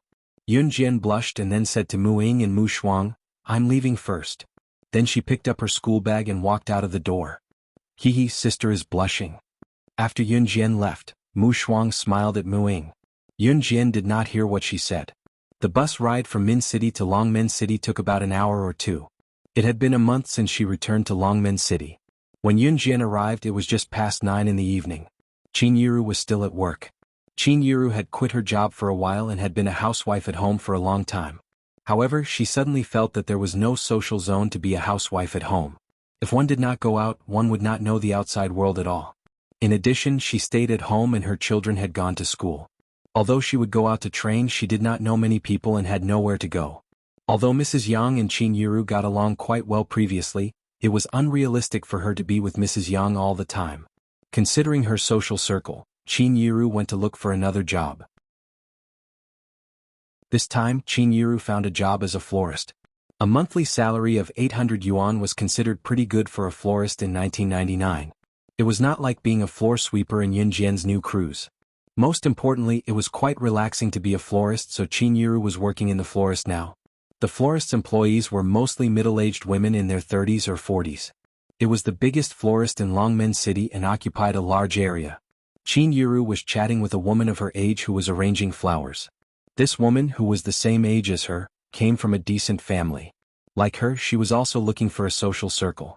However, the difference was that the woman was dressed rather fashionably while Qin Yiru was dressed in street clothes. The woman did not know about Qin Yiru's family background. The woman was Lu Shan, a local. She had a son who was in his second year of high school. When parents stood together, it was inevitable that they would talk about their children. It was the same for Lu Shan. Yiru, I heard that your child just finished his middle school exams. Which high school did your child get into in Longmen City? Lu Shan looked at Qin Yiru and asked with confidence. Parents in Longmen City like to speak with results. Whoever's child got into a good high school would have a bright future ahead of them. Those who did not have good results or could not get into a good high school would be seen as mediocre for the rest of their lives, the scum of society. My daughter got into Min City's military school, Qin Yiru said with a smile. What? A girl got into a military school? Yiru, you're just fooling around with your daughter? Shouldn't a girl get into a good high school and find a stable job after graduation and marry into a good family? What's your daughter thinking? Why aren't you persuading her? When Lu Shan heard this, she was surprised for a moment, and then a series of words came out. I'm the one who wants to get into a military school. My mom has never objected to me choosing the path I like. A pretty female voice came from outside the door. Yunjian was seen walking in with her backpack. She spoke faintly, her pretty face drawing gasps of admiration from the shop's employees. It was only when she came to Lu Shan that Yunjian smiled faintly and said softly, one has to pursue one's dreams. If one blindly chooses to do things one doesn't want to do, there will be more beggars begging on the streets. Lu Shan was the kind of person who judged a child's success based on their results. Under her education, her son was finally admitted to the worst school in the normal high school, but she was very proud of it. She was proud because there were many children from other families who could only get into vocational high schools. However, Lu Shan's face froze when she heard what Yunjian said.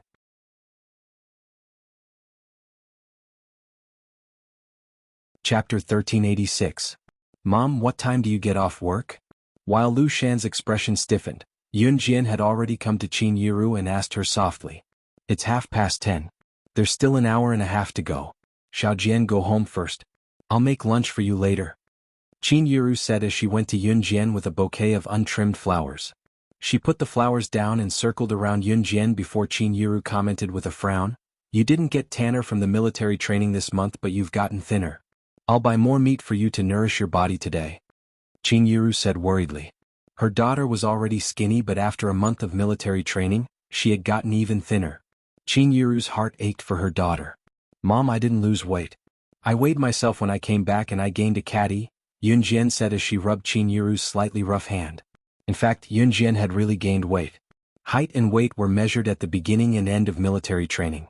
Chinyiru thought that Yunjian had gotten thinner, but this was only Chinyiru's opinion as a mother. She thought that it was impossible for Yunjian not to lose weight after going to the military school for a month. You're still too skinny. You have to nourish your body, Chinyiru said as she held Yunjian's hand and patted the back of Yunjian's hand. Yunjian and Chinyiru were talking and neglected Lu Shan. This made Lu Shan even more displeased. How can there be a month of military training? Isn't it usually 7 days? Lu Shan asked Chinyiru and glared at Yunjian as she spoke. My daughter is studying in the military school. The military school's military training lasts a month, Chinyiru explained to Lu Shan with a smile as she patted Yunjian's hand. The manager of the florist came in from the front door.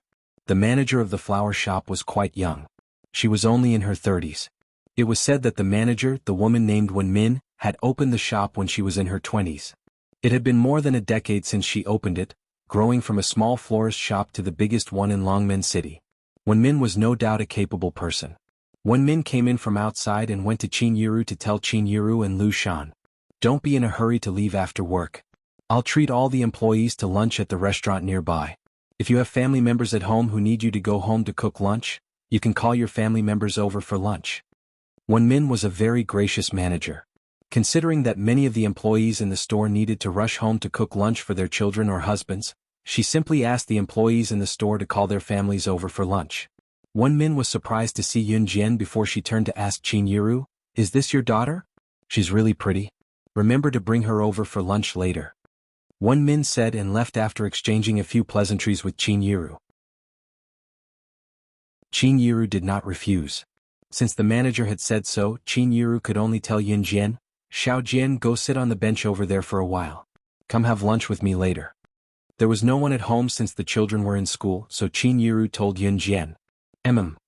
Yunjian went to sit on the bench after listening to Chinyiru and took out the weapons books Muing gave her to read from her bag. Although she already knew all these weapons like the back of her hand, she had used all of them before. Whether it was planes, tanks, or cannons. The introduction in the books was more comprehensive and the author of each book had a different introduction to the weapons. Just as she was engrossed in the books, a sarcastic voice rang beside her. Yo, you're still reading? What are you reading? What? World's famous guns? You're a girl, can you understand this kind of book? It was Lu Shan. Lu Shan had thought that she did not have a sense of presence in front of Yunjian just now, so she had come over to teach her a lesson, so she spoke in a sarcastic tone. She had thought that Yunjian was reading books related to studying and that Yunjian's grades were poor, so she wanted to come over and ask if Yunjian's grades were worthy of the word reading. She did not expect Yunjian to be reading books related to weapons. Just as Lu Shan spoke, something that shocked her even more rang out. Yunjian answered faintly, I can understand it. It's just that it's different from actually using it. The author of this book doesn't know enough about guns. As soon as he said this, Lu Shan immediately exclaimed, From what you're saying, could it be that you've actually operated these guns?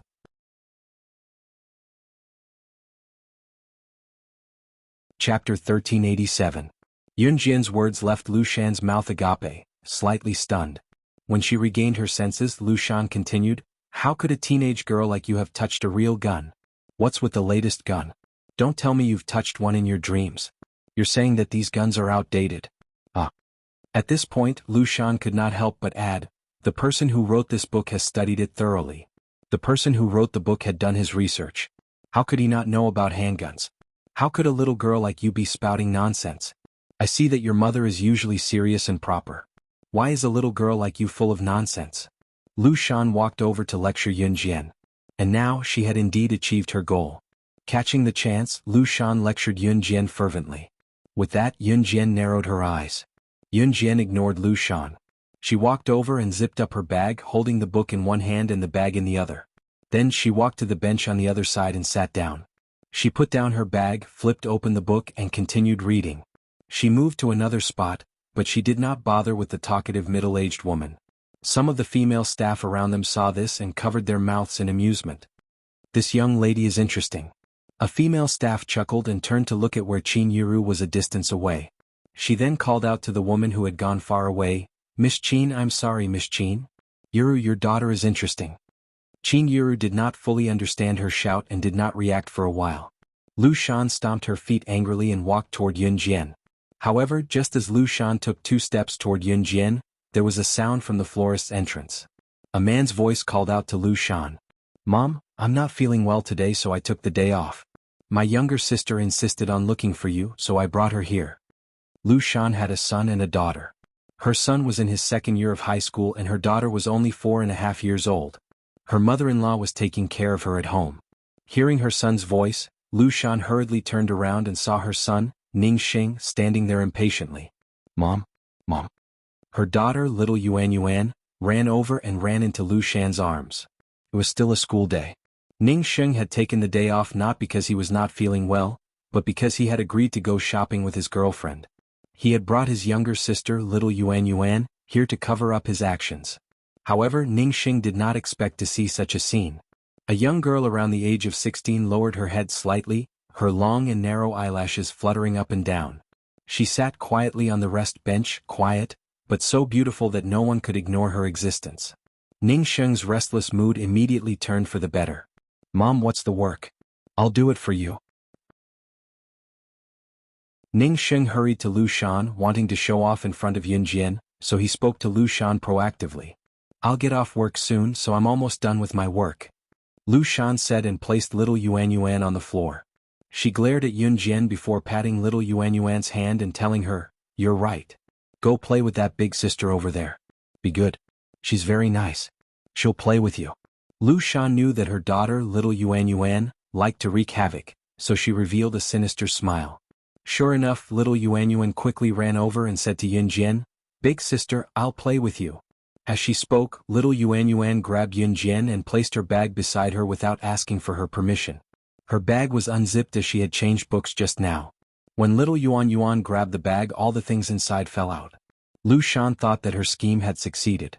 She looked up and saw the things that fell out of Yun Jian's bag with her son. In addition to a few weapon books, there were more than 20 butterfly knives as well as various blades and daggers. She thought that since Yun Jian was a girl, she would definitely have some girly things in her bag. She did not expect that Yun Jian's bag would be filled with knives. You're tuning in to the Dreamy Chapters YouTube channel. We're so grateful for your support, and don't forget to subscribe to join us on this incredible journey through captivating stories.